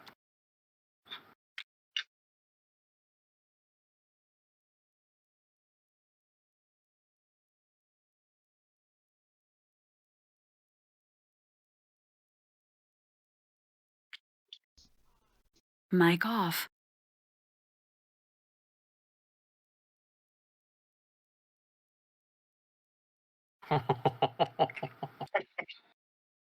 That is a victory. We'll drive towards it. We won't finish. You can fire. Oh, Move that's and true. fire with him. Yeah, it'll just be like 1 die, the HE. Well, you never know. Sometimes the guy stats are with Right. you. Yeah, what happens is it's 1 die to make 5, but you're at point blank But range we with missed. HE, so you're 1 die to make 4. Right, we missed. Yeah. Oh wait, they're in improved position, so it wouldn't matter anyway. Okay. Okay. Well, it just felt good. We wanted to shoot. No, it, that's all good. That's all good. Mic on. That's excellent. It's a moral victory. Yeah. we saw the outskirts of the city the bridge was in. Isn't that good enough? And we shot at him. And we shot at him. HQ gonna do anything with this guy? Yeah, we'll consolidate, move there. All right. And then your disrupted guys, like I said, you could figure it out and move, but it's probably not worth moving. They you don't want them to move back, unless it's to move into woods or something. At this point, he's So that's. all right. I mean, I could take a pod shot, right? Yes, It'd be you can. 2 dice at. You can take a pot shot with. Well, it's through this. The 1 shot is. So you move to full movement, so it's going to be -2, which means a minimum of 1. So that's going to be 1 to make 4. Point blank is 1 to make 3 from 1, and 3 to make 3 from the guy with the HQ. And you can do them 3 to make 3. You do the 3 to make 3. Ouch. Okay, and then armor save is going to be 4 plus 1 for the woods is 5 to make 5 for you, Dean. 5 for 5. It's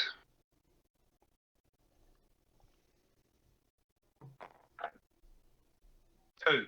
2. All right, so he's disrupted, but that's And then the first shot, right? Right, and then we follow up with the one to make 3. Yeah. Of course. But again, you've got 5 to make 5 on defense. Where are we? There we are.